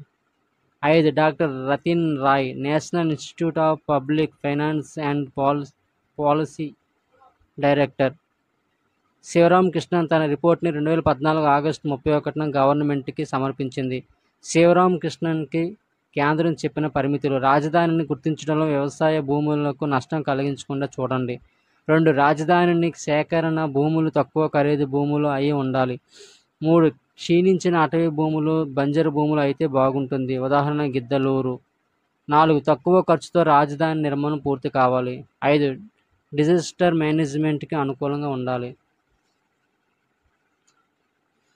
ఉభయ రాష్ట్రాలు జూన్ 2న ఏర్పడ్డాయి. 2014 మే 7న ఈ శివరామకృష్ణన్ కమిటీ ప్రజాభిప్రాయం సేకరణ కోసం ఒక ఈమెయిల్ను ఏర్పాటు చేసింది. దీనికి 4728 మెయిల్స్ వచ్చాయి. 2014 జూన్ 8 నుంచి ఈ కమిటీ క్షేత్రస్థాయి పర్యటన ప్రారంభించింది. ఈ సమయం సరిపోనందున కొన్ని జిల్లాల్లో మాత్రమే పర్యటించింది. ఆగస్టు 31కి తన రిపోర్టును అందించింది. శివరామకృష్ణన్ కమిటీ రిపోర్ట్లోని కొన్ని ముఖ్యాంశాలు: 1. కేంద్రీకృత అభివృద్ధి వద్దు, పాలన వికేంద్రీకరణ జరగాలి. 2. రాష్ట్ర వ్యాప్తంగా ప్రభుత్వ కార్యాలయాలు పెట్టాలి. 3. ఖచ్చితంగా రాజధానిలో హరితహారం ఏర్పాటు చేయాలి. 4. రాజధాని అని ఒకే చోట కాకుండా ప్రజా రాజధానిగా ఉండాలి. 5. అభివృద్ధి పంపిణీ జరపబడాలి. 6. రాజధాని ఎంపిక ప్రదేశం రాష్ట్ర అభివృద్ధికి దోహదపడాలి. 7. కేంద్రంతో సంప్రదించిన మీదటే రాష్ట్ర ప్రభుత్వం రాజధాని విషయంలో నిర్ణయం తీసుకోవాలి. శివరామకృష్ణన్ కమిటీ ధోరణి చంద్రబాబు నాయుడికి నచ్చలేదు. 2014 సెప్టెంబర్ 14న రాష్ట్ర ప్రభుత్వం రాజధాని మీదన మొదటి ప్రకటన జారీ చేశారు. దీని సారాంశం: గుంటూరు, విజయవాడ మధ్యన రాజధాని ఏర్పాటు చేస్తాం. 2014 జూన్ 11న ఆంధ్రప్రదేశ్ నూతన రాజధాని నిర్మాణ అభివృద్ధి విరాళాల నిధి ఏర్పాటు చేశారు. ఆంధ్రప్రదేశ్ రాజధాని ప్రాంత అభివృద్ధి ప్రాధికార సంస్థ 2014 డిసెంబర్ అప్పేర్డర్ బిల్లుని ఏపీపీఆర్డీఐ బిల్లుని కేంద్ర ప్రభుత్వ మంత్రిమండలిలో మంజూవాని బిల్లుతో ఓటుతో ఏర్పాటు. దీని డైరెక్టర్ శ్రీధరన్ ఐఏఎస్. ఈ సంస్థ రాజధాని నిర్మాణం అన్ని అభివృద్ధి పనులను సూచుకుంటుంది. డిసెంబర్ 30, 2014న ఏపీపీఆర్డీఏ చట్టం అమలులోకి వచ్చింది. రాజధాని పరిధిలోకి వచ్చే మండలాలు, గ్రామాల పేర్లను ప్రకటించినారు. దీని ప్రకారం కృష్ణా, గుంటూరు రాజధాని పరిధిలోకి వచ్చాయి. 58 మండలాలు, 7068 చదరపు కిలోమీటర్ల ప్రాంతాన్ని రాజధాని పరిధిలోకి చేర్చారు. అసలు మొత్తంగా చూస్తే రాజధాని మూల నగరం పరిధి 122 చదరపు కిలోమీటర్లు. Gun shot points, highlights. 1. 2015 April 1న అమరావతి పేరును రాజధానిగా మంత్రిమండలి ప్రకటించింది. దీనికి ఉన్న బౌద్ధం పేర్లు దీపాల దిన్నె, వజ్రాల దిన్నె. 15వ శతాబ్దంలో అమరావతిని రాజధానిగా చేసుకొని పరిపాలించిన సంస్థాధీశుడు రాజవాసిరెడ్డి వెంకటాద్రి నాయుడు. 2. 2015 ఏప్రిల్ 23న జీవో 97 ప్రకారం మున్సిపల్ పరిపాలన, పట్టణ అభివృద్ధి శాఖలు అమరావతి అని ఉత్తర్వులు జారీ చేశాయి. 3. 2015 జూన్ 6న చంద్రబాబు నాయుడు గుంటూరు జిల్లా తుళ్లూరు మండలం మందడం గ్రామంలో భూమి పూజ చేశారు. 4. 2015 జూలై 21 సింగపూర్ పారిశ్రామిక వాణిజ్య శాఖ మంత్రి ఈశ్వరన్ సింగపూర్ మాస్టర్ ప్లాన్ని చంద్రబాబుకి ఇచ్చారు. ఈ మాస్టర్ ప్లాన్ని తయారు చేసిన సంస్థలు: 1. నృచన ఇంటర్నేషనల్ కన్సల్టెంట్. 2. జురాంగో కన్సల్టెంట్. ఈ రెండు సింగపూర్కి చెందిన సంస్థలు. 2015 అక్టోబర్ 22న విజయదశమి మధ్యాహ్నం 12:31 ప్రధాని మోదీ గుంటూరు జిల్లా ఉద్దండరాయుడి పాలెంలో అమరావతికి శంకుస్థాపన చేశారు. 2 లక్షల మంది హాజరయ్యారు. మోదీ వస్తూ పార్లమెంట్ వద్ద కల మట్టి యమునా నది నీళ్లు తీసుకువచ్చారు. మంగళగిరి, తాడేపల్లి, తూళ్లూరు మండలాల్లోని 29 గ్రామాల్లో భూమి సమీకరణ పథకం ద్వారా 22,189 మంది రైతుల నుంచి 34,471 ఎకరాల భూమిని రాజధాని ప్రాధికార సంస్థ సేకరించింది. దీనికి ఉన్న షార్ట్కట్ పేరు సిఆర్డిఏ. సిఆర్డిఏ అనగా క్యాపిటల్ రీజియన్ డెవలప్మెంట్ అథారిటీ. రాజధాని నిర్మాణంలో చిక్కులు, సవాళ్లు. ఆంధ్రప్రదేశ్ పునర్వ్యవస్థీకరణ చట్టం 2014 ప్రకారం భాగం 10 సెక్షన్ 94 క్లాజ్ 3(4) సెక్షన్ 94 క్లాజ్ 3 ఇందులో రాజధాని నిర్మాణానికి చెందిన ప్రత్యేక ఆర్థిక సాయం గురించి చెప్పారు. ఉదాహరణ రాజ్భవన్, హైకోర్టు, సెక్రటేరియట్, అసెంబ్లీ, విధాన పరిషత్ నిర్మాణాలకు అయ్యే ఖర్చుతో పాటు రాజధానికి నిర్మాణానికి అత్యవసరమైన సదుపాయాల కోసం కేంద్ర ప్రభుత్వ ప్రత్యేక ఆర్థిక సాయం అందించాలి. 2.5 సంవత్సరాల తర్వాత 1,50,000 కోట్ల ప్యాకేజీ ప్రకటించింది అనేది విమర్శ. అవి అమలు జరగలేదనేది వాదం. సెక్షన్ 94 క్లాజ్ 4 పర్యావరణానికి హాని కలిగించకుండా శిథిలమైన అటవీ ప్రాంతాన్ని డీనోటిఫైడ్ చేయడం ద్వారా కేంద్రం కొత్త రాజధానిని ఏర్పాటు చేయడానికి వీలు కల్పించాలి. కానీ ఎప్పటిలోగా కడతారో చట్టంలో చెప్పలేదు అనేది విమర్శ. ఎదుర్కొన్న సవాళ్లు. 1. భూసేకరణ, ల్యాండ్ పూలింగ్ సమస్య.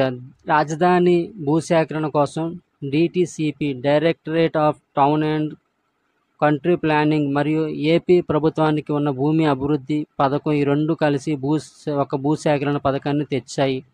ఈ పథకం ప్రధాన ఉద్దేశం రాష్ట్రంలోని అన్ని జిల్లాలు, పట్టణాలు అభివృద్ధిని దృష్టిలో ఉంచుకోవడం. ఈ పథకం కింద HMDA Hyderabad metropolitan development authority మరియు యూడిఏ అర్బన్ డెవలప్మెంట్ అథారిటీ చట్టాలకి సవరణలు చేశారు. అలా చేయబడగా వచ్చిన నూతన పథకమే ల్యాండ్ పూలింగ్ స్కీమ్. ల్యాండ్ పూలింగ్స్ అంటే భూమి యాజమానిని ప్రభుత్వం పూర్తిగా తొలగించదు. భూమిని అభివృద్ధి చేసి విలువ పెంచుతారు. 3. ల్యాండ్ పూలింగ్లో 40% భూమిని ప్రభుత్వం తీసుకుంటుంది. ఇందులో రోడ్లు, అభివృద్ధికి, నిర్మాణాలకు, ఖాళీ స్థలాలకి వినియోగిస్తుంది. మిగిలిన 60% భూమిని రైతులకు ఇస్తారు. అంటే 40% భూమిని ప్రభుత్వం తీసుకున్నందున మిగిలిన 60% భూమిని ప్రభుత్వం అభివృద్ధి చేసి విలువ పెంచి రైతులకు ఇస్తుంది. దీనివల్ల భూమిని పొందడానికి ప్రభుత్వానికి ఖర్చు తక్కువ అవుతుంది. ఇలా సుమారుగా 33,474 ఎకరాలు సేకరించగలిగారు. ఇది గుర్తుంచుకోండి. 2. నిర్మాణ వ్యయం సమస్య. కేంద్రమే చెప్పిన ప్రకారం అమరావతికి నిర్మాణానికి అయ్యే వ్యయం 27,097 కోట్లు అవుతాయి. దీని ప్రకారం భవనాల నిర్మాణానికి 10,519 కోట్లు, రాజధాని ప్రాంత మౌలిక వసతులకి 1,536 కోట్లు, రాజధాని నగరంలో మౌలిక వసతులకి 5,861 కోట్లు, నగరంలో అండర్ గ్రౌండ్ డ్రైనేజీ విస్తరణ కార్యక్రమాలకి 9,181 కోట్లు అవసరమవుతాయి. అయితే రాష్ట్ర మంత్రి మండలి చేసిన తీర్మానం ప్రకారం అమరావతి అనే ఒక రాజధాని సరౌండింగ్ ఏరియాస్ కలిపి 1,20,000 కోట్లు అవుతాయని తీర్మానించారు. అయితే ఇంతవరకు కేంద్ర ప్రభుత్వం 2,500 కోట్లు మాత్రమే ఇచ్చింది. అయితే సెప్టెంబర్ 7, 2016 అరుణ్ జైట్లీ కేంద్ర మంత్రి 1,50,000 కోట్లు ప్రకటించారు. అంటే మొత్తం ప్యాకేజీ. ఇతను ప్రకటించిన 1,50,000 కోట్లు ప్యాకేజీలో అమరావతి నగర నిర్మాణానికి కేటాయించింది 10,000 కోట్ల నుంచి 15,000 కోట్లు మాత్రమే. రాజధానిలో మౌలిక వసతుల కోసం 25,000 కోట్లు ఇచ్చారు. కేంద్ర పట్టణాభివృద్ధి శాఖ రాజధాని ప్రాధికార సంస్థకు 1,000 కోట్లు కేటాయించింది. ఇప్పటికే విడుదల చేసింది. కానీ చంద్రబాబు నాయుడు ఈ 1,000 కోట్లని అమరావతి రాజధాని నిర్మాణం కోసం ఇచ్చామని కాకుండా విజయవాడ, గుంటూరు అభివృద్ధి కోసం అని చెబుతున్నారు. కేంద్రం రాజధాని నిర్మాణానికి ప్యాకేజీలో ప్రకటించిన 1,000 కోట్లు కాకుండా హడ్కో సంస్థ 7,500 కోట్లు ఇస్తుంది. రాజధాని నిర్మాణం కోసం ప్రపంచ బ్యాంకు 3,350 కోట్లు ఇస్తుంది అంటున్నారు. ఇంకా జైకా సంస్థ, ఏడిపి, అంతర్జాతీయ సంస్థలు, ఎల్ఐసి, ఆంధ్ర బ్యాంకు, ఎస్బీఐ లాంటివి కూడా అమరావతి నిర్మాణానికి రుణాలు ఇస్తున్నాయి. అయితే ఈ రుణాలన్నింటినీ కేంద్రమే తీరుస్తుందని ప్యాకేజీలో ఉన్న సారాంశం. బయట నుండి తీసుకువచ్చే అప్పులన్నింటినీ కేంద్రమే తీరుస్తుంది. దీనిని ఈపీపీ పథకం అంటారు. అంటే విదేశీ ఆర్థిక సంస్థల నుంచి వస్తున్న రుణ సహాయానికి 100% కేంద్రమే తీరుస్తుందని దీని సారాంశం. ఈపీపీ అనగా ఎక్స్టర్నల్ ఎయిడెడ్ ప్రాజెక్టు. దీని ప్రకారం విదేశీ రుణ ప్రాజెక్టుల కింద మనం ఎంత తెచ్చుకుంటే అంత ఇవ్వడానికి కేంద్రం అంగీకరించడం. భారీ పరిశ్రమల సమాఖ్య సిఐఐ ఇది అమరావతి అభివృద్ధికి 1000 కోట్లు ఇస్తుంది. ఇది అమరావతి మీద 2 రకాలుగా ఖర్చు పెడుతుంది. రాష్ట్ర ప్రభుత్వానికి అమరావతి మౌలిక వసతులకు రుణం ఇవ్వడం, తనకి తాను కొన్ని సంస్థలను అమరావతిలో పెట్టుకుంటుంది. అవి వరుసగా 5 ఉన్నాయి. జాతీయ విజ్ఞాన కేంద్రం 1, జాతీయ విజ్ఞాన కేంద్రం 2, జాతీయ విశ్వవిద్యాలయం 3, వరల్డ్ ట్రేడ్ ఫెయిర్ సెంటర్ 4, తమ ఆంధ్రప్రదేశ్ కార్యాలయం 5, బిజినెస్ కాంపిటేటివ్నెస్ సెంటర్.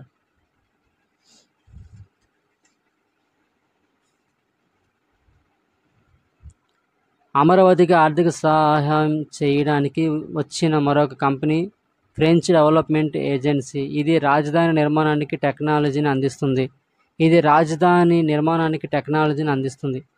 ఇది కొన్ని రంగాలలో పెట్టుబడి పెడుతుంది. 1, ప్రజా రవాణా, 2, నీటి సరఫరా, 3, మురుగునీటి పారుదల, 4, ఇంధన రంగం, 5, స్మార్ట్ సిటీల ఏర్పాట్లు సాకారం.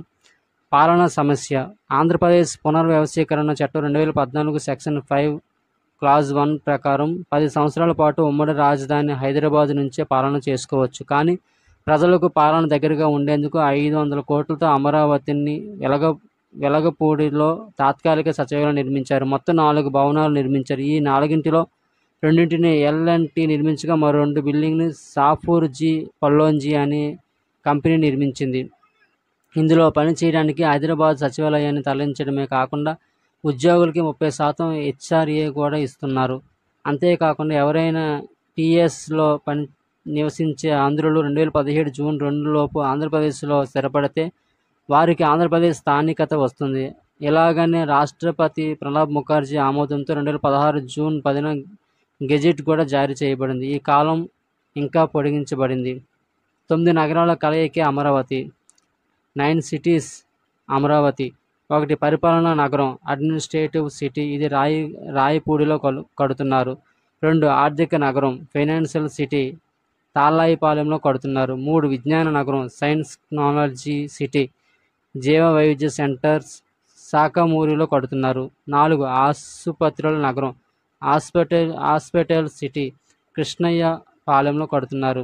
5, న్యాయ నగరం లా సిటీ నేలపాడులో కడుతున్నారు. 6, టూరిజం నగరం టూరిజం సిటీ ఉండవల్లిలో కడుతున్నారు.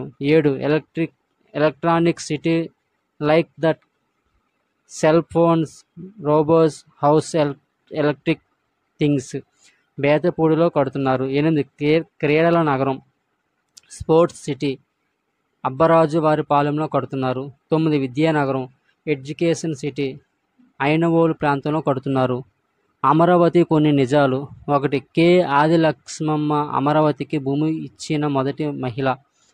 2, కోటి రూపాయల విరాళం ఇచ్చిన మహిళ ముప్పవరపు స్వరాజ్యమ్మ. 3, అమరావతి రాజధానికి 50 ఎకరాల భూమిని దానం చేసిన వారు Pallela Anantha Padmanabharao. Financial clusters in Amaravati ఆర్థిక కూడళ్లు. 1, గుంటూరు, 2, తెనాలి, 3, గుడివాడ, 4, గన్నవరం, 5, నూజివీడు, 6, అమరావతి, 7, నందిగామ, 8, సత్తెనపల్లి, 9, మంగళగిరి, 10, కొండపల్లి, 11, నిజాంపట్నం. నౌకా నిర్మాణ కేంద్రం నెలకొల్పనున్నారు. అతి ప్రాచీనపు ఓడరేవు నిజాంపట్నం, గుంటూరు జిల్లా. రాజధాని నిర్మాణంలో కేసులు. 1, రాష్ట్ర ప్రభుత్వం ఉపసంహరణ అనగా సింగపూర్కి చెందిన నిర్మాణ సంస్థలతోటే వారి ఆదాయ వ్యయాలు బయట పెట్టకుండా, ఏ నిర్మాణానికి ఎంత డబ్బు ఖర్చు పెడుతున్నారో బయట పెట్టకుండా నిర్మాణం జరిపే చర్య. 2, స్విస్ ఛాలెంజ్ మోడల్ అంటే కేవలం పరిపాలన భవంతులే కాకుండా ప్రజలందరూ రాజధాని నగరం చుట్టూ నివసించడానికి పట్టణ నిర్మాణం చేయడం. దీనివలన త్వరగా రాజధాని నగరం అభివృద్ధి చెందుతుంది. ఇందులో భాగంగా నిజానికి 2014 డిసెంబర్ 8న ఆంధ్రప్రదేశ్ సింగపూర్ ప్రభుత్వంతో ఒప్పందం చేసుకుంది. ఈ ఒప్పందానికి ఉన్న పేరు సెంటర్ ఫర్ లివబుల్ సిటీస్. ఈ ఒప్పందానికి కేంద్రం కూడా ఒప్పుకుంది. ఈ ఒప్పందం ప్రకారం అమరావతి నగరానికి అనేక రకాల మాస్టర్ ప్లాన్స్ని సింగపూర్ అందించింది. 1, నుర్చన లేదా సుర్చన జురాంగ్ అనే సంస్థ 2014 మార్చి 30న రాజధాని ప్రాంత పర్స్పెక్టివ్ ప్లాన్ అందించింది. 2015 మే 25న రాజధాని నగర మాస్టర్ ప్లాన్ అందించింది.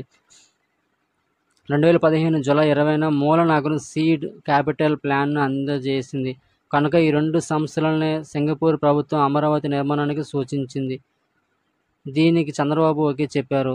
ఈ కంపెనీలనే మాస్టర్ డెవలపర్స్ అంటారు. ఇదే స్విస్ ఛాలెంజ్ నమూనా. అంటే అమరావతిలో కొంత భూమిని తనకే పెట్టుకొని నిర్మాణం చేపట్టడం, భారతీయ కాంట్రాక్టులకి ఎవరికీ అవకాశం లేకపోవడం, అలానే ఈ కంపెనీల లావాదేవీలు రహస్యంగా పెట్టడం, అలానే కేంద్ర ప్రభుత్వానికి డీబీఆర్ని అలానే ఈ కంపెనీల లావాదేవీలు రహస్యంగా పెట్టడం, అలానే కేంద్ర ప్రభుత్వానికి డీబీఆర్ని సమర్పించకపోవడం, ఇలాంటి రహస్యాలు ఉండడం వల్ల నిర్మాణాత్మక పారదర్శకత లేకపోవడం వల్ల కోర్టులో కేసు వేశారు.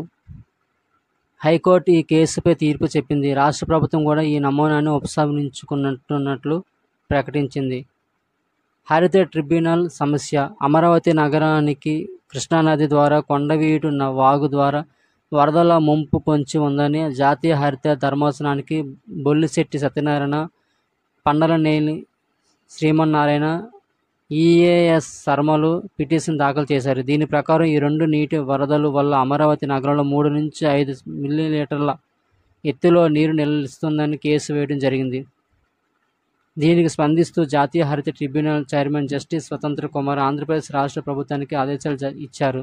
రాష్ట్ర ప్రభుత్వానికి చెందిన పర్యావరణ అనుమతులు చాలవు, హరిత ట్రిబ్యునల్ ద్వారా కమిటీని ఏర్పాటు చేయాలని వారు ముఖ్యమంత్రిని కోరారు. సమస్య 2 ఉద్యోగాల విభజన సమస్యలు. పూర్వరంగం. 1 ఆంధ్ర రాష్ట్రం హైదరాబాద్ రాష్ట్రంలో కలవకముందు నిజాం జమానాలో అతను జారీ చేసిన ఫర్మానా 1919 ప్రకారం హైదరాబాద్ రాష్ట్రంలో ఉద్యోగం పొందాలంటే 15 సంవత్సరాల నివాసం అయి ఉండాలి. దీనిని ముల్కీ అంటారు. ముల్కీ అంటే స్థానికులు. 2 హైదరాబాద్ రాష్ట్రంలో ఉద్యోగం పొందాలంటే స్థానికుడి పురుషుడి భార్య అయి ఉండాలి. 3 హైదరాబాద్ రాష్ట్రంలో ఉద్యోగం పొందాలంటే నిజాం ప్రభుత్వంలో 15 సంవత్సరాలు పనిచేసి ఉండాలని. నిజాం వీటన్నిటిని పాటించలేదు. అందువల్ల నిజాంకి వ్యతిరేకంగా స్థానికులైన తెలంగాణ ప్రజలు స్థానికులకు ముల్కీలు ఉద్యోగాలు ఇవ్వాలని ఉద్యమం చేశారు. 1948 ఆపరేషన్ పోలో తర్వాత నిజాం దిగిపోయాడు. అనంతరం వెల్లోడి నారాయణ అనే కేరళకు చెందిన ఐఏఎస్ని నామినేటెడ్ ముఖ్యమంత్రిగా నియమించారు. హైదరాబాద్ రాష్ట్రానికి ఇతని కాలంలో కేరళీయులు ఎక్కువ ఉద్యోగాలు పొందారు. ఇదే వెల్లోడి కాలంలో విపరీతంగా మద్రాసీలు హైదరాబాద్కి రావడం ప్రారంభించారు. వీరిలో ఆంధ్ర ప్రజలు ఎక్కువ. దీనికి వ్యతిరేకంగా 1952లో జూన్లో ఆంధ్రులకు వ్యతిరేకంగా ఇడ్లీ సాంబార్ గో బ్యాక్ ఉద్యమం జరిగింది. ఈ సమయంలో హైదరాబాద్ ముఖ్యమంత్రి బూరుగుల రామకృష్ణారావు ఇతని స్థానికుల ఉద్యమ పరిష్కారంగా 1952లో సెప్టెంబర్ 7న ఒక కమిటీని వేసి దీని ప్రకారం సాధ్యమైనంత వరకు నాన్ ముల్కీలను వారి ప్రాంతాలకు పంపివేయాలని పేర్కొన్నారు. 1956 ఫిబ్రవరి 20 పెద్ద మనుషుల ఒప్పందం. ఇందులో తెలంగాణలో ఉద్యోగం పొందాలంటే 12 సంవత్సరాల నివాసం ఉంటే చాలు. అయితే ఈ పెద్ద మనుషుల ఒప్పందం ప్రకారం ఆంధ్ర పాలకులు సరిగా అమలు చేయలేదు. అందువల్ల 1969లో జై తెలంగాణ ఉద్యమం వచ్చింది. అప్పుడు ఉన్న ముఖ్యమంత్రి కాసు బ్రహ్మానందరెడ్డి. ఇతను ఈ ఉద్యమాన్ని చల్లార్చడానికి హడావుడిగా 1969 జనవరి 19న అఖిలపక్ష సమావేశాన్ని హైదరాబాద్లో ఏర్పాటు చేశారు. దీని ప్రకారం తెలంగాణలో ఉద్యోగాలు పొందిన ఆంధ్ర ఉద్యోగులను 1969 ఫిబ్రవరి 28 లోపు వెనక్కి పంపిస్తానని 1969 జనవరి 22న జీవో 36ను జారీ చేశారు. ఈ జీవో వల్ల ఆ సమయంలో ఖమ్మంలో నిరాహార దీక్ష చేస్తున్న అన్నాబత్తుల రవీంద్రనాథ్ ఇదే జనవరి 22న నిరాహార దీక్ష విరమించారు. 1973లో రాష్ట్రపతి పరిపాలనకు దారితీసిన కారణాలు. 1973 ఆంధ్రప్రదేశ్లో రాష్ట్రపతి పాలనకు దారితీసిన కారణాలు. 1 పివి నరసింహారావు కాలంలో ముల్కీలు చెల్లవు అని హైకోర్టు తీర్పు ఇచ్చింది. 1972 ఫిబ్రవరి 14 దీంతో ముల్కీ ఉద్యమం వచ్చింది. పివి నరసింహారావు ముల్కీల కోసం సుప్రీంకోర్టుకు వెళ్ళగా ముల్కీలు చెల్లుతాయి, తెలంగాణలో లక్షణాలను అవసరమే అని తీర్పు ఇచ్చింది. దీంతో వసంత నాగేశ్వరరావు నాయకత్వంలో 1969లో జై ఆంధ్ర ఉద్యమం వచ్చింది. 1973 జనవరిలో ఉద్యమం ఉధృతంగా సాగింది. ఈ జై ఆంధ్ర ఉద్యమం కాలంలో ఆంధ్రప్రదేశ్కి చెందిన 9 మంది మంత్రులు రాజీనామా చేశారు. శాసనసభ స్పీకర్ బివి సుబ్బారెడ్డి రాజీనామా చేశారు. 1972 డిసెంబర్ మొదలైన అజయ ఆంధ్ర ఉద్యమ సమావేశం తిరుపతిలో జరిగింది. వేలాదిగా లక్షలాదిగా విద్యార్థులు పాల్గొన్నారు. నిరవధికంగా సమ్మె చేశారు. కాకాని వెంకటరత్నం, జాగర్లమూడి చంద్రమౌళి, గౌతుల అచ్చన్నలు నాయకులు. ఈ ఉద్యమానికి పివి నరసింహారావు దిగిపోయారు. 1973 జనవరి 17 నుంచి డిసెంబర్ 10 వరకు రాష్ట్రపతి పాలన విధించారు. ఈ సమయంలో ఇందిరమ్మ 1973లో 6 సూత్రాల పథకాన్ని ప్రవేశపెట్టింది. 1973 అక్టోబర్ 6 సూత్రాల పథకం. 1973లో 6 సూత్రాల పథకం ప్రవేశపెట్టారు. ఈ పథకం ప్రత్యేకత ఏమిటంటే ఈ 6 సూత్రాలకి చట్టబద్ధత ఉంది. ఈ సూత్రాల ప్రధాన లక్ష్యం ఆంధ్రప్రదేశ్ సమగ్రతను, సమైక్యతను కాపాడటం. అప్పటి హోంశాఖ మంత్రి సింఘాల్. 6 సూత్రాలు: 1. ముల్కీల వ్యవస్థ రద్దు. 2. ప్రాంతీయ సంఘం రద్దు. 3. రాష్ట్రం 6 జోన్లు అయింది. 1వ జోన్ శ్రీకాకుళం, విజయనగరం, విశాఖపట్నం. 2వ జోన్ తూర్పు, పశ్చిమ గోదావరి, కృష్ణా. 3వ జోన్ గుంటూరు, ప్రకాశం, నెల్లూరు. 4వ జోన్ రాయలసీమ. 5వ జోన్ కరీంనగర్, ఆదిలాబాద్, ఖమ్మం, వరంగల్. 6వ జోన్ హైదరాబాద్, రంగారెడ్డి, మెదక్, మహబూబ్ నగర్, నల్గొండ, నిజామాబాద్. అంటే హైదరాబాద్ 6వ జోన్లో ఉంది.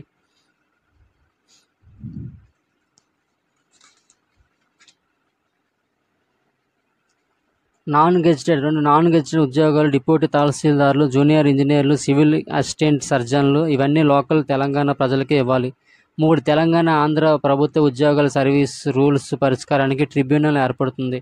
4. ఉమ్మడి ఆంధ్రప్రదేశ్లోని 3 వెనుకబడిన ప్రాంతాలలో ప్రాంతీయ మండళ్లు ఏర్పాటు చేస్తారు.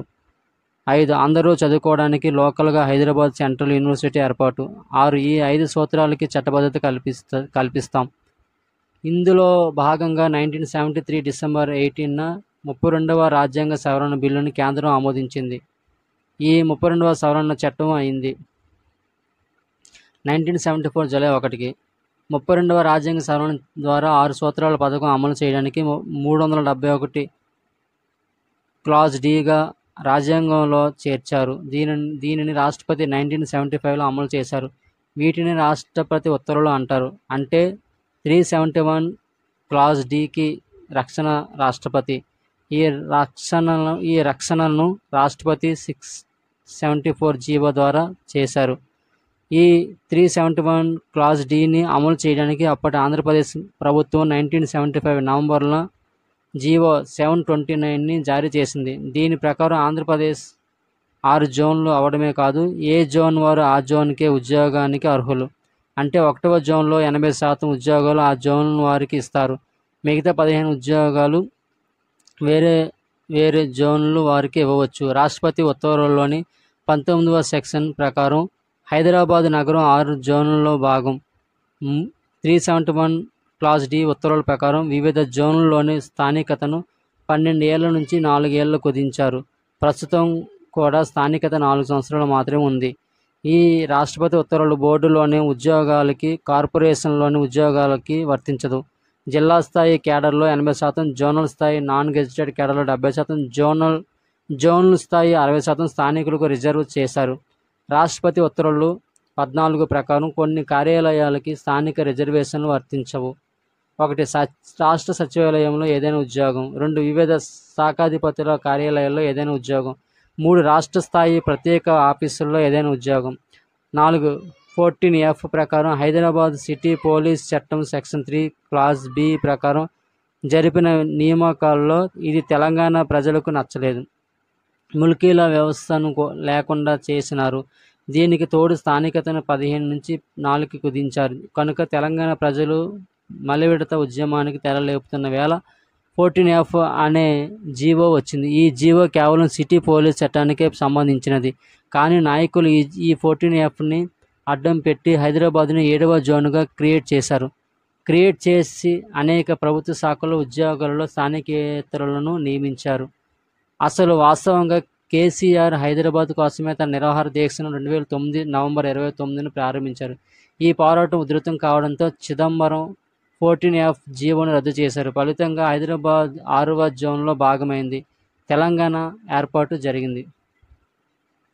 ఎన్టీ రామారావు ముఖ్యమంత్రి అయిన అనంతరం 2 జీవోలు జారీ చేశారు. అవి ఒకటి 564 జీవో. దీని ప్రకారం రాయలసీమలో తెలుగు గంగ ప్రాజెక్టుపై పనిచేస్తున్న 300 మంది తెలంగాణ ఇంజనీర్లని వెనక్కి రప్పించారు. దీనితో తెలంగాణ ఉద్యోగుల సంఘాలు ఎన్టీఆర్పై తెలంగాణలో పనిచేస్తున్న నాన్ ముల్కీలను వాపస్ పంపాలని డిమాండ్ చేశారు. దీంతో ఎన్టీఆర్ ఆఫీసర్స్ కమిటీ వేశారు. ఇందులో 3 సభ్యులు. వారు 1 అధ్యక్షుడు జై భారతిరెడ్డి, 2 కమలనాథన్, 3 ఉమాపతి. వీరు 3 సర్వే చేసి తెలంగాణలో స్థానికేతరులు 59,000 మంది చేస్తున్నారని చెప్పారు.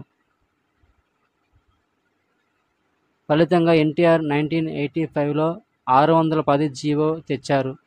1985లో 610 జీవో వచ్చింది. దీని ప్రకారం 1986 మార్చి 31కి నాన్ ముల్కీలు స్వస్థలానికి వెళ్ళిపోవాలి.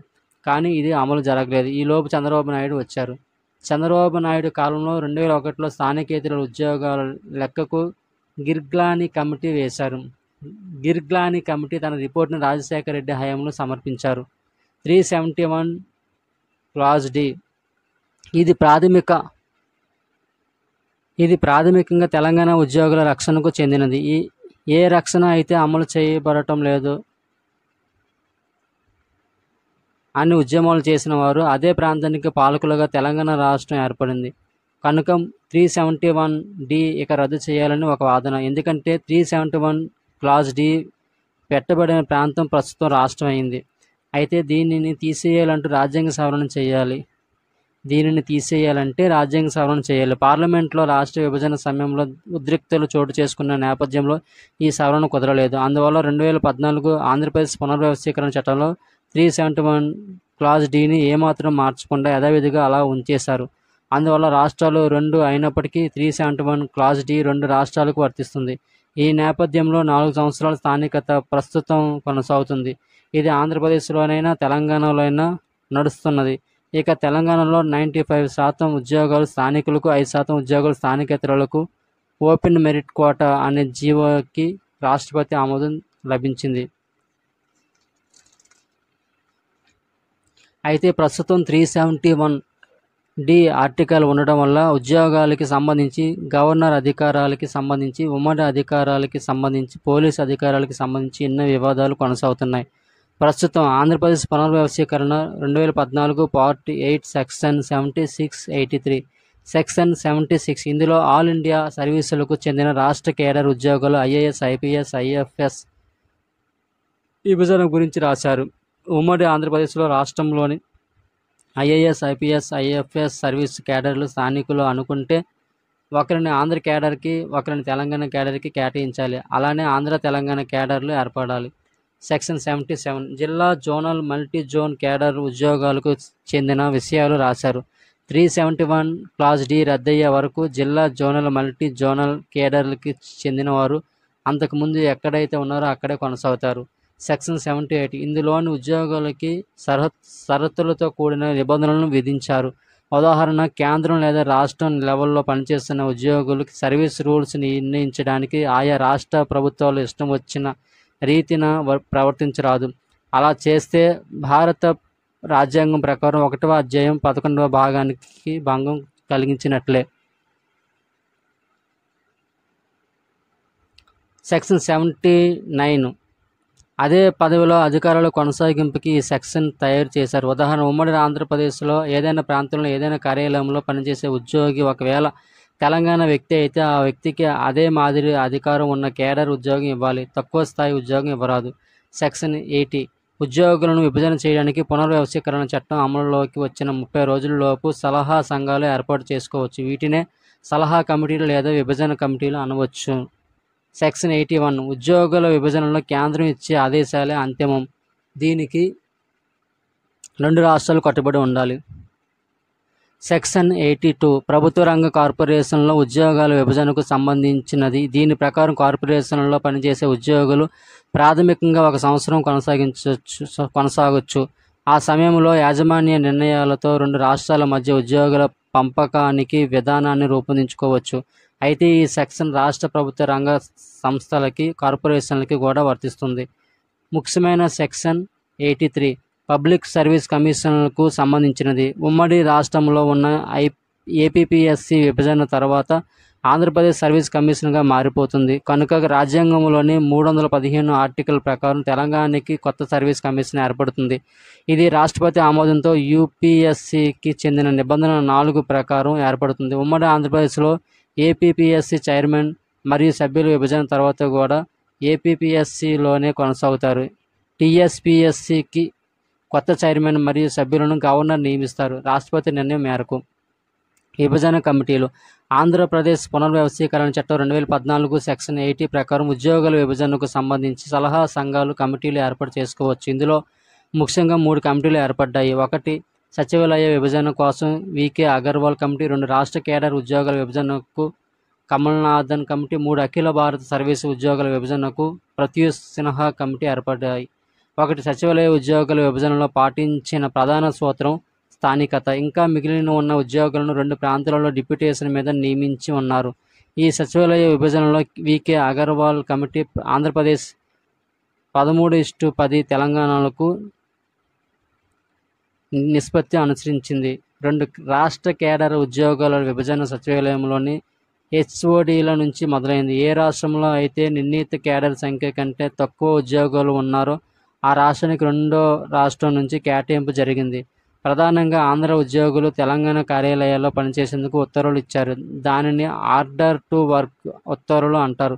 ఈ ఉత్తర్వులు ఎవరి చేతికైతే అందలేదో వారు ఆంధ్రప్రదేశ్ కార్యాలయాల్లో పనిచేస్తారు. ఈ మెథడ్ కూడా తాత్కాలిక నియామకమే. 3 ఏపీ ప్రకారం 2017 జూన్ 2 లోపు కేవలం ఆంధ్ర వాళ్ళు మాత్రమే కాదు, ఉమ్మడి ఆంధ్రప్రదేశ్లో నివసించే వాళ్ళు ఎవరైనా ఆంధ్రాకి వెళ్ళొచ్చు. ఇందులో తెలంగాణ ప్రజలు కూడా ఉండొచ్చు. ఉమ్మడి ఆంధ్రప్రదేశ్లోని 23 జిల్లాల వారు ఎవరైనా ఎక్కడికైనా వెళ్ళొచ్చు. అలా వెళ్ళిన వారు అటు ఆంధ్రప్రదేశ్లోని తెలంగాణలో లోకల్ అని క్లెయిమ్ చేస్తే ఇబ్బంది. 4 371 క్లాజ్ డి ప్రకారం జిల్లా జోన్లు మల్టీ జోన్ ఉద్యోగాలు 2 రాష్ట్రాలే కలిసే ఉన్నాయి. వీళ్ళని స్థానికత ఆధారంగా కదపాలంటే 371 క్లాజ్ డిని లేకుండా చేయాలి. అంటే రాజ్యాంగ సవరణ చేయాలి. దీనికి ఉభయ రాష్ట్రాలు ఒప్పుకోవాలి. సమస్య 3 వివిధ ఉమ్మడి సంస్థల విభజన పునర్నిర్మాణం. 2014లోని 9, 10, 13 షెడ్యూల్లో వివిధ కేంద్ర రాష్ట్రాల విభజన మరియు ఉమ్మడి సంస్థల విభజన పునర్నిర్మాణాల గురించి తెలియపరుస్తాయి. 9వ షెడ్యూల్లోని 89 సంస్థలున్నాయి. 10వ షెడ్యూల్లో 107 మరియు చేర్చిన 35 సంస్థలతో కలిపి 172 సంస్థలున్నాయి. ఇక 13వ షెడ్యూల్లో ఉభయ రాష్ట్రాల్లో కేంద్రం ఏర్పాటు చేయబోయే నూతన సంస్థల గురించి సమాచారం ఇచ్చారు. ఇక 6వ భాగం సెక్షన్ 53, 7వ భాగం సెక్షన్ 68, 71 సెక్షన్ 68, 71లు కూడా ఉమ్మడి సంస్థల విభజన గురించి చెప్తాయి. అలానే 7వ భాగం సెక్షన్ 75 మరియు విభాగం 10లో సెక్షన్ 93 కూడా సంస్థల గురించి సమాచారం ఇస్తాయి.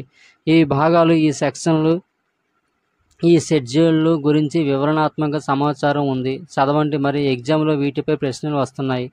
వివిధ కేంద్ర రాష్ట్రాల విభజన మరియు ఉమ్మడి సంస్థల విభజన మరియు పునర్నిర్మాణం గురించి చూద్దాం. విభజన చట్టంలోని 9వ షెడ్యూల్లో 89 సంస్థలు ఉన్నాయి.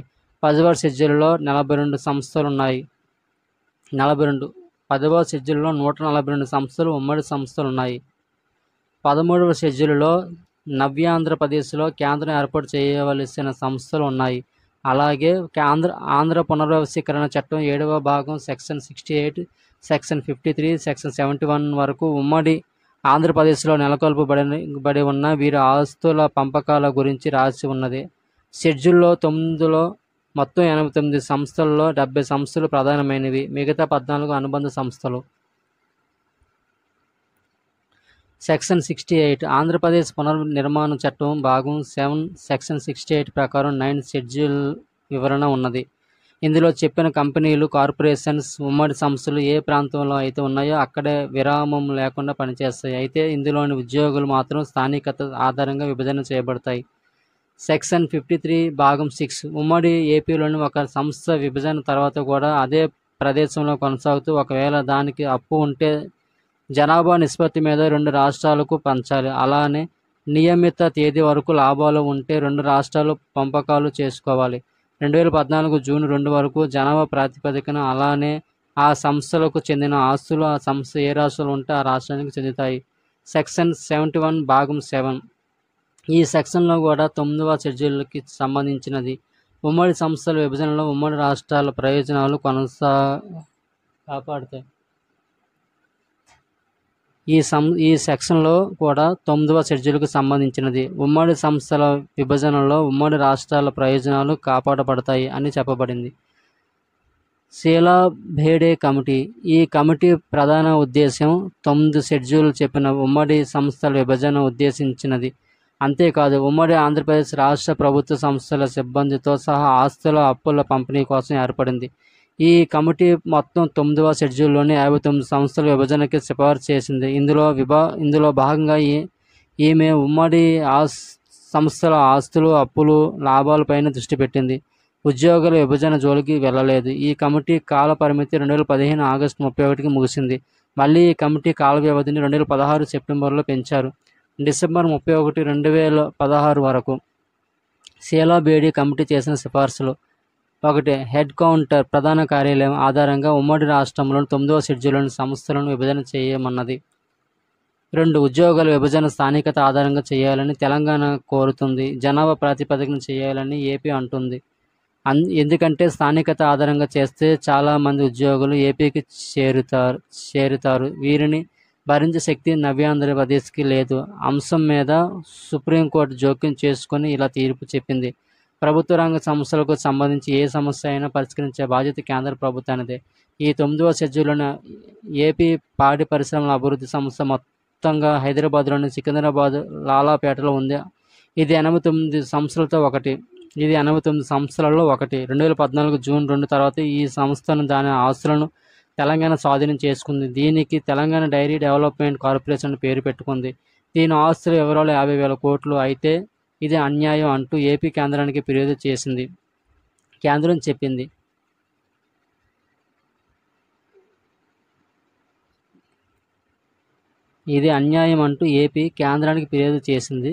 కేంద్రం చెప్పింది జనాభా ప్రాతిపదికన విభజించుకోండి అని.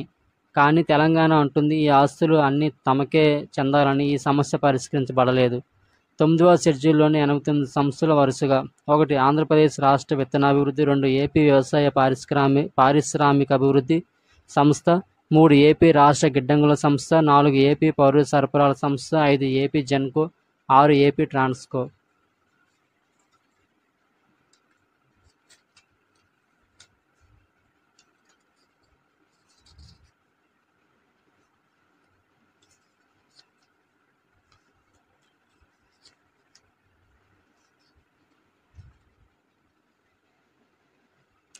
ఏడు సింగరేణి క్వాలిస్. 8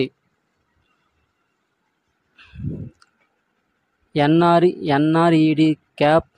9. ఏపీ అటవీ అభివృద్ధి సంస్థ. 10. ఏపీ సినిమా టెలివిజన్ అభివృద్ధి సంస్థ. 11. AP medical services integrators development corporation. 12. AP housing police corporation. 13. AP రాష్ట్ర housing board. 14. AP technical service. 15. AP mineral development corporation. 16. AP industrial infrastructure corporation. 17. AP industrial corporation. 18. AP రాష్ట్ర finance corporation. 19. AP LIDCAP leather industries development corporation. 20. AP హస్తకళల సంస్థ. 21. AP వాణిజ్యాభివృద్ధి corporation. 22. AP irrigation development corporation. 23. AP minorities finance corporation. 24. AP beverage corporation. 25. AP రాష్ట్ర రవాణా సంస్థ. 26. AP tourism development corporation. 27. AP Rajiv Swagruha corporation. 28. Eastern power distribution company. 29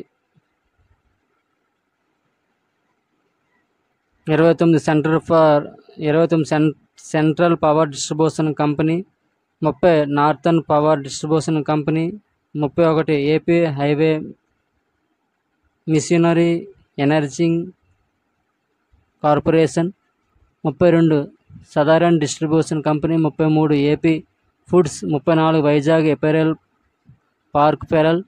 35 Christian finance corporation, 36 Hyderabad metro railway, 37 AP urban finance infrastructure development corporation, 38 Andhra Pradesh infrastructure development corporation, 39 overseas man power company of Andhra Pradesh Hyderabad, 40 AP power finance corporation, 41 AP రహదారుల అభివృద్ధి సంస్థ, 42 AP గిరిజన విద్యుత్ సంస్థ, 43 AP గిరిజన mining సంస్థ, 44 AP corporation నూనె గింజల పెంపకదారుల federation limited, 45 AP marketing federation limited, 46 Deccan infrastructure and land holding limited, 47 AP aviation corporation limited, 48 AP gas infrastructure corporation limited, 49 AP gas distribution corporation limited, 50 AP khadi గ్రామీణ పరిశ్రమల అభివృద్ధి సంస్థ, 51 ఏపీ రాష్ట్ర చేనేత weavers corporation society limited, 52 AP textile development corporation, 53 Nizam sugar లీ,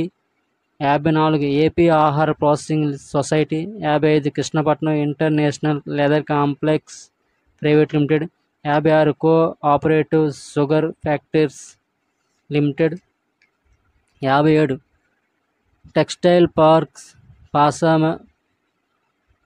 Pashamylaram, 58 AP మహిళా cooperative finance corporation limited, 59 AP వికలాంగుల cooperative corporation, 60 Andhra Pradesh జలవనరుల అభివృద్ధి సంస్థ, 61 ఆంధ్రప్రదేశ్ రాష్ట్ర ఆస్తి పన్నుల బోర్డు, 62 ఏపీ కల్లు గీత కార్మికుల సహకార ఫైనాన్స్ కార్పొరేషన్ నారాయణగూడ హైదరాబాద్, 63 ఉపాధి పరిశ్రమ మరియు ట్విన్ సిటీస్ శిక్షణ సంస్థ, 64 శాప్ ఆంధ్రప్రదేశ్ క్రీడల అథారిటీ, 65 శిక్షణ మరియు ఉపాధి ప్రమోషన్ కోసం Andhra Pradesh society, 66 hotel management corporation technology Tirupati, 67 hotel management corporation site institute, 68 AP dairy development corporation, 69 AP గొర్రెలు మేకల అభివృద్ధి సహకార ఫెడరేషన్, 70 ఏపీ మత్స్యకారుల సొసైటీ ఫెడరేషన్, 71 ఏపీ డైరీ అభివృద్ధి సమాఖ్య, 72 ఏపీ వెటర్నరీ కౌన్సిల్, 73 ఏపీ గిరిజన cooperative council, 74 AP cooperative corporation, 75 AP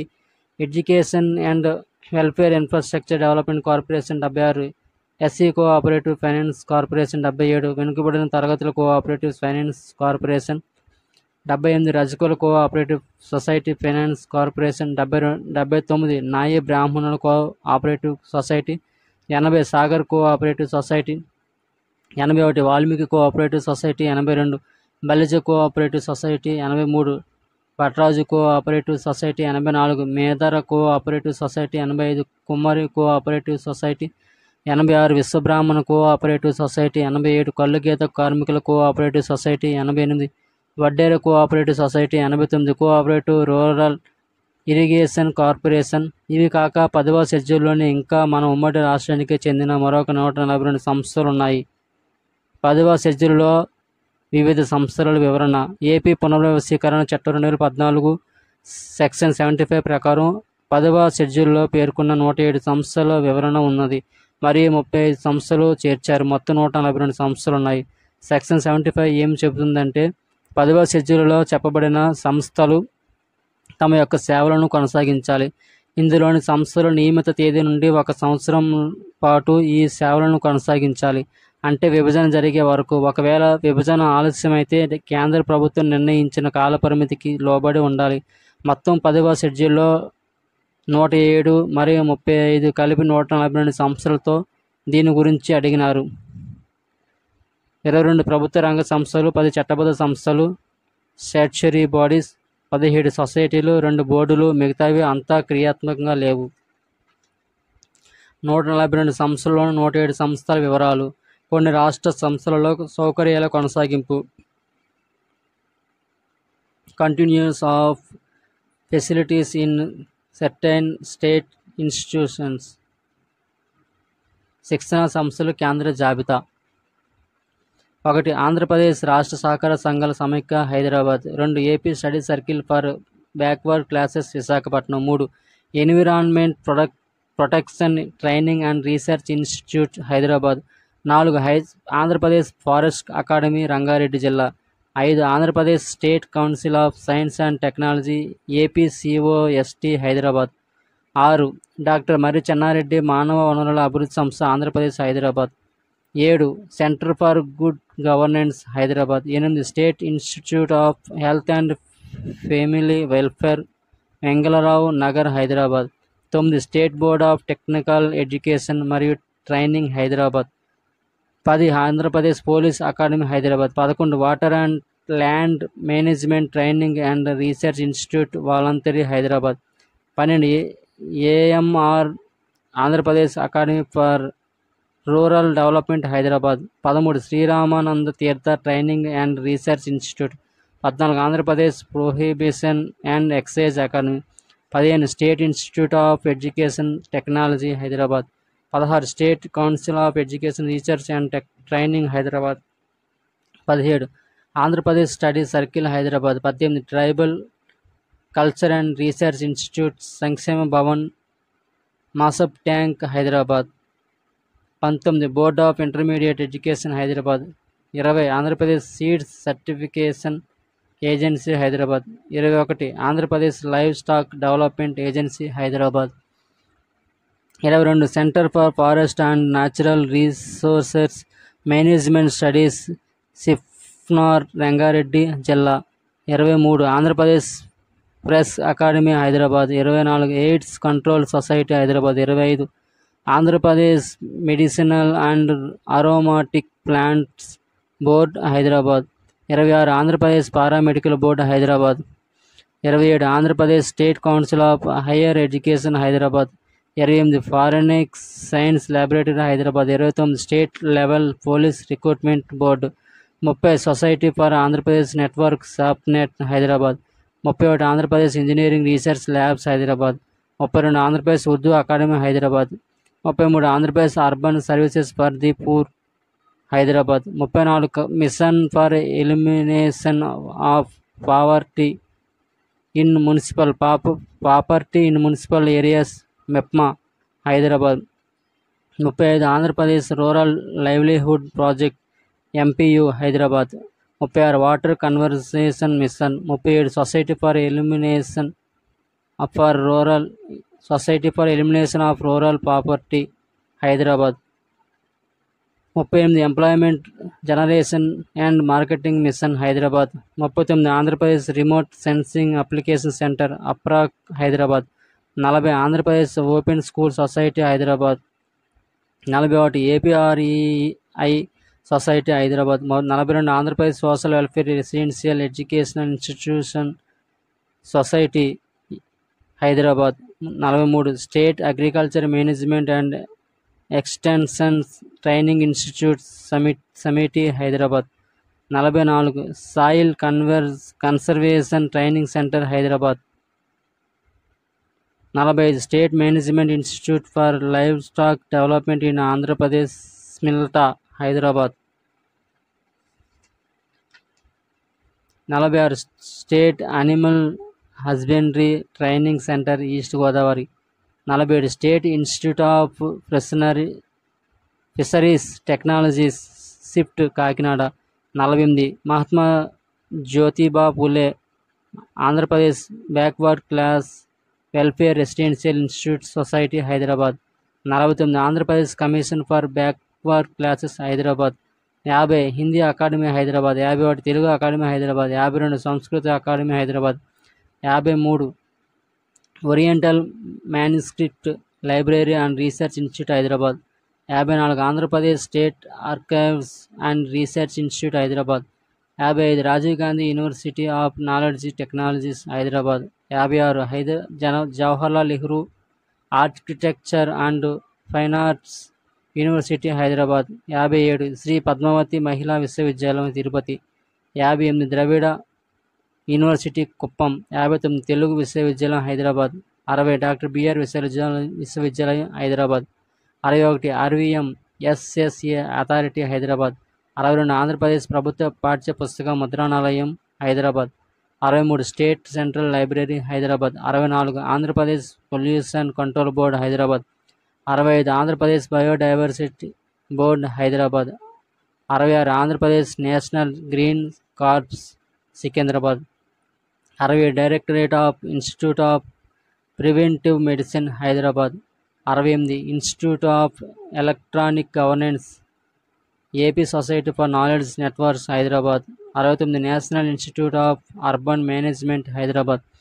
70 Andhra Pradesh రాష్ట్ర Waqf board Hyderabad. 71 the survey commissioner of Waqf Hyderabad. 72 centre for educational development of minorities Hyderabad. 73 Dairatul Maarif OU Hyderabad. 74 Andhra Pradesh రాష్ట్ర Haj committee Hyderabad. 75 Andhra Pradesh state development planning society Hyderabad. 76 extension training centre Rajendranagar Hyderabad. 77 extension training centre Asanparthi. 78 extension training centre Bapatla. 79 extension training centre Samarlakota. 80 extension training centre Srikalahasti. 81 Rajiv educational and employment mission in Andhra Pradesh REMAP Hyderabad. 82 society for rural development services Hyderabad. 83 society for social audit accountability and Hyderabad. 84 Srinidhi credit cooperative federation limited Hyderabad. 85 Andhra Pradesh survey training academy Hyderabad. 86 the Ambedkar research and training institute for schedule caste Hyderabad. 87 Andhra Pradesh state commission for schedule caste and schedule tribes Hyderabad. 88 Victoria memorial home residential school Hyderabad. 89 APTW residential education institute society గురుకులం Hyderabad. 90 doctor YSR study circle schedule tribes PETC Secunderabad. 91 Andhra Pradesh women's commission Hyderabad. 92 Andhra Pradesh state social welfare advisory board Hyderabad. 93 state commission for protection of child rights Hyderabad. 94 the training centre for teachers of visually handicapped Hyderabad. 95 study circle for disabled Andhra Pradesh Hyderabad. 96 APSRTC thrift and credit cooperative society limited. 97 truck operators highway amenities society తోహోస్ Hyderabad. 98 national credit corps directorate Secunderabad. 99 Shilparam arts crafts cultural society Madhapur Hyderabad. 100 doctor YSR national institute of tourism and hospitality management Hyderabad. 101 state institute of correctional administration Chanchalguda Hyderabad. 102 Andhra Pradesh fire services and civil defence training institute Hyderabad. 103 Shri Pragada Kotaiah memorial Indian institute of handloom technology. 104 Telugu చేనేత పారిశ్రామిక శిక్షణ కేంద్రం Anantapur. 105 weavers training centre WTC Karimnagar. 106 powerloom service centre Sircilla Karimnagar. 107 khadi Gramodyog మహావిద్యాలయం Hyderabad. ఈ విభజన చట్టం ప్రకారం ఈ సంస్థల విభజనపై అస్పష్టత ఉంది. 10 షెడ్యూల్లో ఎక్కువ సంస్థలు హైదరాబాద్లో ఉంది. వీటన్నిటినీ నవ్యాంధ్రకు షిఫ్ట్ చేయడం కుదరదు. ఇలాంటి వాటిని ఏపీలో కొత్తవి నెలకొల్పవలసి అవసరం ఉంది. ఈ 10వ షెడ్యూల్లోని సంస్థలపై వచ్చే ఎక్కువ ఆదాయం తెలంగాణకి వెళ్తుంది. దీంతో ఎక్కువ జనాభా ఉన్న ఏపీకి అన్యాయం జరుగుతుంది. కాబట్టి ఈ వివాదంలో భాగంగా ఆంధ్ర నాయకులు బిహెచ్ఈఎల్ రక్షణ, సిసిఎంబి, డిఎన్ఏ ఫింగర్ ప్రింటర్ లాంటి పరిశోధన కేంద్రాలను ఏపీలో ఏర్పాటు చేయాలని కోరారు. కానీ కేంద్రం స్పందన లేదు. ఫర్ ఎగ్జాంపుల్, ఉన్నత విద్యామండలి ఎవరికి చెందుతుందని ఏపీ ప్రభుత్వం సుప్రీంలో కేసు వేసింది. కాగా సుప్రీం ఇచ్చిన తీర్పు ఏమిటంటే ఉన్నత విద్యామండలితో సహా 9, 10 షెడ్యూల్లోని సంస్థలు వాటి ఆస్తులు, బ్యాంక్ ఖాతాల్లోని నగదు నిల్వలు 58:42 నిష్పత్తిలో పంచుకోవాలని ఆదేశించింది. ఒకవేళ దీన్ని తెలంగాణ రాష్ట్రం ఒప్పుకోకపోతే కేంద్రమే అంతిమ నిర్ణయం తీసుకోవాలి. విభజన జరిగే వరకు రాజధాని హైదరాబాద్ కాబట్టి సంస్థలన్నీ హైదరాబాద్లోనే ఉన్నాయి. ఇవన్నీ హైదరాబాద్లోనే ఉండిపోతే ఏపీకి ఏమీ మిగలదు. అందుకే విభజన ప్రాతిపదికన ఆస్తులను ఆంధ్రప్రదేశ్, తెలంగాణ రాష్ట్రాలు 58:42 నిష్పత్తిలో పంచుకోవాల్సిందే అంటూ సుప్రీంకోర్టు వాదాన్ని తోసిపుచ్చింది. కనుక ఖచ్చితంగా 9, 10 షెడ్యూల్లోని సంస్థలన్నీ జనాభా ప్రాతిపదికన విభజన జరుగుతున్నాయి. ప్రస్తుతం అంటే 58% ఏపీకి, 42% తెలంగాణకి ఆస్తుల విభజన అవుతాయి. అయితే ఇంకా ఈ విభజన పూర్తి కాలేదు. షీలా బేడి కమిటీనే 10 షెడ్యూల్ ఆస్తుల విభజనపై వేశారు. షెడ్యూల్ 13 విద్య. 1. భారత ప్రభుత్వం 13వ ప్రణాళిక కాలాల్లో కొత్తగా ఏర్పడే ఆంధ్రప్రదేశ్ రాష్ట్రంలో జాతీయ ప్రాధాన్యమున్న విద్యా సంస్థలను స్థాపించేందుకు చర్యలు తీసుకుంటుంది. వీటిలో ఒక ఐఐటి, ఒక ఎన్ఐటి, ఒక ఐఐఎం, ఒక ఐఐఎస్ఈఆర్, ఒక కేంద్రీయ విద్యాలయం, ఒక పెట్రోలియం విశ్వవిద్యాలయం, ఒక వ్యవసాయ విశ్వవిద్యాలయం, ఒక ఐఐటి వంటివి కూడా చేరి ఉన్నాయి. 2. అఖిల భారత వైద్య విజ్ఞాన సంస్థ వంటి సూపర్ స్పెషల్ వైద్యశాల బోధనా సంస్థతో కలిపి కొత్తగా ఏర్పడే ఆంధ్రప్రదేశ్ రాష్ట్రంలో భారత ప్రభుత్వం స్థాపిస్తుంది. 3. తెలంగాణ, ఆంధ్రప్రదేశ్ రాష్ట్రాలు రెండింటిలో రాష్ట్రానికి ఒకటి చొప్పున భారత ప్రభుత్వం 2 గిరిజన విశ్వవిద్యాలయాలను స్థాపిస్తుంది. 4. కొత్తగా ఏర్పడే తెలంగాణ రాష్ట్రంలో ఒక ఉద్యానవన హార్టికల్చర్ విశ్వవిద్యాలయాన్ని భారత ప్రభుత్వం స్థాపిస్తుంది. 5. కొత్తగా ఏర్పడిన ఆంధ్రప్రదేశ్ రాష్ట్రంలో ప్రకృతి విపత్తుల నిర్వహణ జాతీయ సంస్థ నేషనల్ ఇన్స్టిట్యూట్ ఆఫ్ డిజాస్టర్ మేనేజ్మెంట్ను భారత ప్రభుత్వం స్థాపిస్తుంది. మౌలిక సదుపాయాల ఏర్పాటు. కొత్తగా ఏర్పడిన ఆంధ్రప్రదేశ్ రాష్ట్రంలోని దుగ్గరాజపట్నంలో భారీ వాడరేవును దశల వారీగా మొదటి దశను 2018 సంవత్సరాంతానికల్లా పూర్తి చేసే విధంగా ఏర్పాటు చేసేందుకు భారత ప్రభుత్వం పూనుకుంటుంది. 2. SAIL steel authority of India limited అమలు తేదీ ప్రారంభం నుంచి 6 నెలల లోపున కొత్తగా ఏర్పడే తెలంగాణ రాష్ట్రంలోని ఖమ్మం జిల్లాలో సమగ్ర ఉక్కు ఫ్యాక్టరీ స్థాపించేందుకు అనువుగా ఉండే పరిస్థితులను పరిశీలిస్తుంది. 3. SAIL steel authority of India limited అమలు తేదీ ప్రారంభం నుంచి 6 నెలల లోపున కొత్తగా ఏర్పడే ఆంధ్రప్రదేశ్ రాష్ట్రంలోని వైఎస్ఆర్ కడప జిల్లాలో సమగ్ర ఉక్కు ఫ్యాక్టరీ నిర్మాణానికి గల అనుకూలతలను పరీక్షిస్తుంది. 4. కొత్తగా ఏర్పడే ఆంధ్రప్రదేశ్ రాష్ట్రంలో అమలు తేదీ నుంచి 6 నెలల్లోగా గ్రీన్ఫీల్డ్ ఆయిల్ రిఫైనరీ, పెట్రోకెమికల్ కాంప్లెక్స్ల నిర్మాణానికి గల అనుకూలతలను గురించి IOC, Indian oil corporation, HPCL, Hindustan petroleum కంపెనీలు పరిశీలించి ఆ విషయమై త్వరితగతిన నిర్ణయం తీసుకుంటాయి. 5. కొత్తగా ఏర్పడిన ఆంధ్రప్రదేశ్ రాష్ట్రంలో అమలు తేదీ నుంచి 6 నెలల్లోగా ఢిల్లీ, ముంబై పారిశ్రామిక కారిడార్ తరహాలో విశాఖపట్నం, చెన్నై పారిశ్రామిక కారిడార్ నిర్మాణానికి గల అనుకూలతలను పరిశీలించి త్వరితగతిన నిర్ణయం తీసుకునేందుకు భారత ప్రభుత్వం నిశ్చయించింది. 6. భారత ప్రభుత్వం ఇప్పుడున్న విశాఖపట్నం, విజయవాడ, తిరుపతిలోని విమానాశ్రయాలను అంతర్జాతీయ ప్రమాణాలకు అనుగుణంగా విస్తరించేందుకై గల సానుకూలతలను అమలు తేదీ నుంచి 6 నెలల్లోగా పరీక్షించి త్వరితగతిన నిర్ణయం తీసుకుంటుంది. 7. అవసరమైన బొగ్గును అనుసంధానించేందుకు తగిన వ్యవస్థీకరణ పూర్తి చేసుకున్నాక NTPC national thermal power corporation 4000 మెగావాట్ల విద్యుత్ సౌకర్యం ఉన్న ప్లాంట్లను తెలంగాణ రాష్ట్రంలో నెలకొల్పుతుంది. అమలు తేదీ 8. అమలు తేదీ నుంచి 6 నెలల్లోగా కొత్తగా ఏర్పడే ఆంధ్రప్రదేశ్ రాష్ట్రంలో ఒక కొత్త రైల్వే జోన్ను ఏర్పాటు చేసే విషయమై భారతీయ రైల్వేలు పరీక్షించి త్వరితగతిన నిర్ణయం తీసుకుంటాయి. 9. NHA national highways authority of India వారు తెలంగాణ రాష్ట్రంలోని వెనుకబడిన ప్రాంతాలు కలిపేందుకే రహదారుల నిర్మాణ విషయమై తగిన చర్యలు తీసుకుంటారు. 10. అమలు తేదీ ప్రారంభం నుంచి 6 నెలల్లోగా భారతీయ రైల్వే కొత్తగా ఏర్పడే తెలంగాణ రాష్ట్రంలో రైల్ కోచ్ ఫ్యాక్టరీ నిర్మించేందుకు రాష్ట్రంలోని రైలు మార్గాల మెరుగుదలకు సంబంధించిన అవకాశాలను అధ్యయనం చేసి సత్వరం సంబంధిత నిర్ణయం తీసుకుంటారు. 11. కొత్తగా ఏర్పడే ఆంధ్రప్రదేశ్ రాష్ట్ర రాజధాని నుంచి హైదరాబాద్కు, తెలంగాణ రాష్ట్రంలోని ఇతర ముఖ్య నగరాలకు శీఘ్ర రైలు రోడ్డు ప్రయాణ మార్గాలను ఏర్పాటు చేసేందుకు కేంద్ర ప్రభుత్వం చర్యలు తీసుకుంటుంది. 12. విశాఖపట్నం నగరంలోని విజయవాడ, గుంటూరు, తెనాలి మహానగర అభివృద్ధి సంస్థ పరిధిలోనూ మెట్రో రైలు సౌకర్యం కల్పించే విషయమై భారత ప్రభుత్వం అధ్యయనం చేసి అమలు తేదీ నుంచి 1 సంవత్సరంలోగా ఆ విషయమై ఒక నిర్ణయం చేస్తుంది.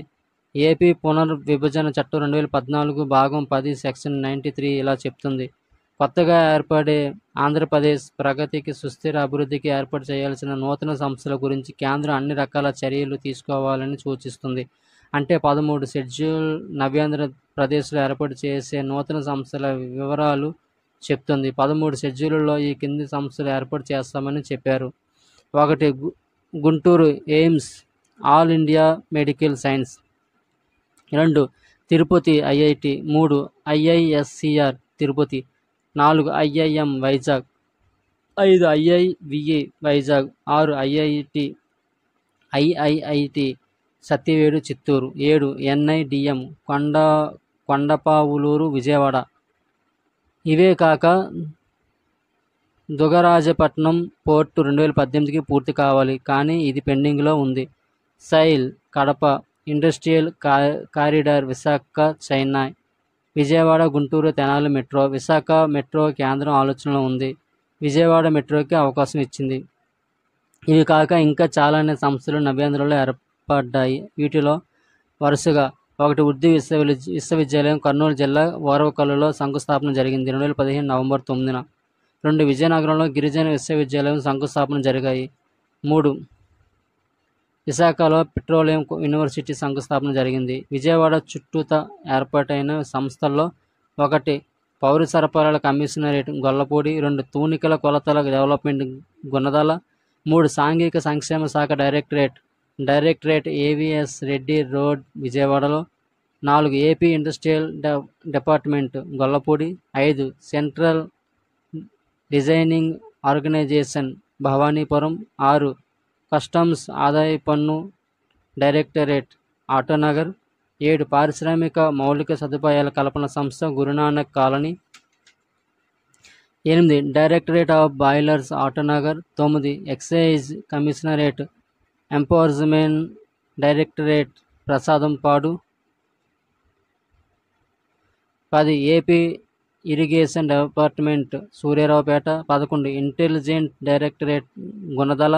12 IT industry Prasadampadu. 13 education commissionerate health commissionerate treasury commissionerate Ibrahimpatnam. 14 directorate of medical education old government hospital. 15 intermediate విద్యామండలి ఎన్టీఆర్ హెల్త్ యూనివర్సిటీ ఎదురుగా. 16 state disasters response and fire service police control room Vijayawada.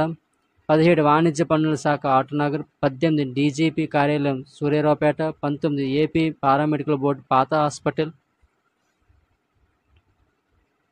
20 ఉపాధి కల్పన శిక్షణ కమిషనరేట్ విజయవాడ ఐఐటి ప్రభుత్వ క్యాంపస్. 21 కార్మిక శాఖ మినిస్ట్రీ కార్యాలయం Sitarampuram. 22 directorate of prosecution Suryaraopet. 23 RTC రవాణా కార్యాలయాలు పండిట్ నెహ్రూ బస్ స్టేషన్ విజయవాడ. దీనికి పెట్టిన కొత్త పేరు నందమూరి తారక రామారావు పరిపాలనా భవనం. 24 మత్స్యశాఖ కమిషనరేట్ పెనమలూరు. 25 సమాచార పౌర సంబంధాల శాఖ సూర్యారావుపేట. 26 కొబ్బరి అభివృద్ధి board Ramavarampadu. 27 state planning board Chandrababu Naidu colony Benz circle దగ్గర. 28 సాప్ క్రీడా ప్రాధికార సంస్థ Indira Gandhi municipal stadium. 29 BC commissioner కార్యాలయం బందర్ రోడ్ విజయవాడ. 30 కాపు సంస్థ కార్యాలయం డోర్నకల్ రోడ్ విజయవాడ. 31 జైలు శాఖ కార్యాలయం గులాబీ తోట విజయవాడ. 32 ఆదివాసీ గిరిజన అభివృద్ధి సంస్థ మారుతీనగర్ ఏలూరు రోడ్డు. 33 గ్రామీణ నీటిపారుదల విడుదల శాఖ గొల్లపూడి విజయవాడ. గుంటూరులో సంస్థలు 1 వ్యవసాయ శాఖ కమిషనరేట్ చుట్టగుంట. 2 మార్కెటింగ్ కమిషనర్ కార్యాలయం చుట్టగుంట. 3 సహకార శాఖ కమిషనరేట్ శ్యామలానగర్. 4 ఎన్జీ రంగా వ్యవసాయ విశ్వవిద్యాలయం ఇన్నర్ రింగ్ రోడ్డు. 5 పట్టణాభివృద్ధి సంస్థ డైరెక్టరేట్ ఇన్నర్ రింగ్ రోడ్డు. 6 పట్టణ ప్రణాళిక కార్యాలయం గోరంట్ల. 7 అటవీ శాఖ కార్యాలయం మంగళగిరి రోడ్డు. 8 దేవాదాయ శాఖ కార్యాలయం పెదకాకాని మంగళగిరికొండ. 9 ఏపీ పోలీస్ బెటాలియన్ కార్యాలయం మంగళగిరికొండ. 10 ఏపీ హెచ్ఆర్డి కార్యాలయం Bapatla. 11 AP landscaping and gardening Mangalagiri.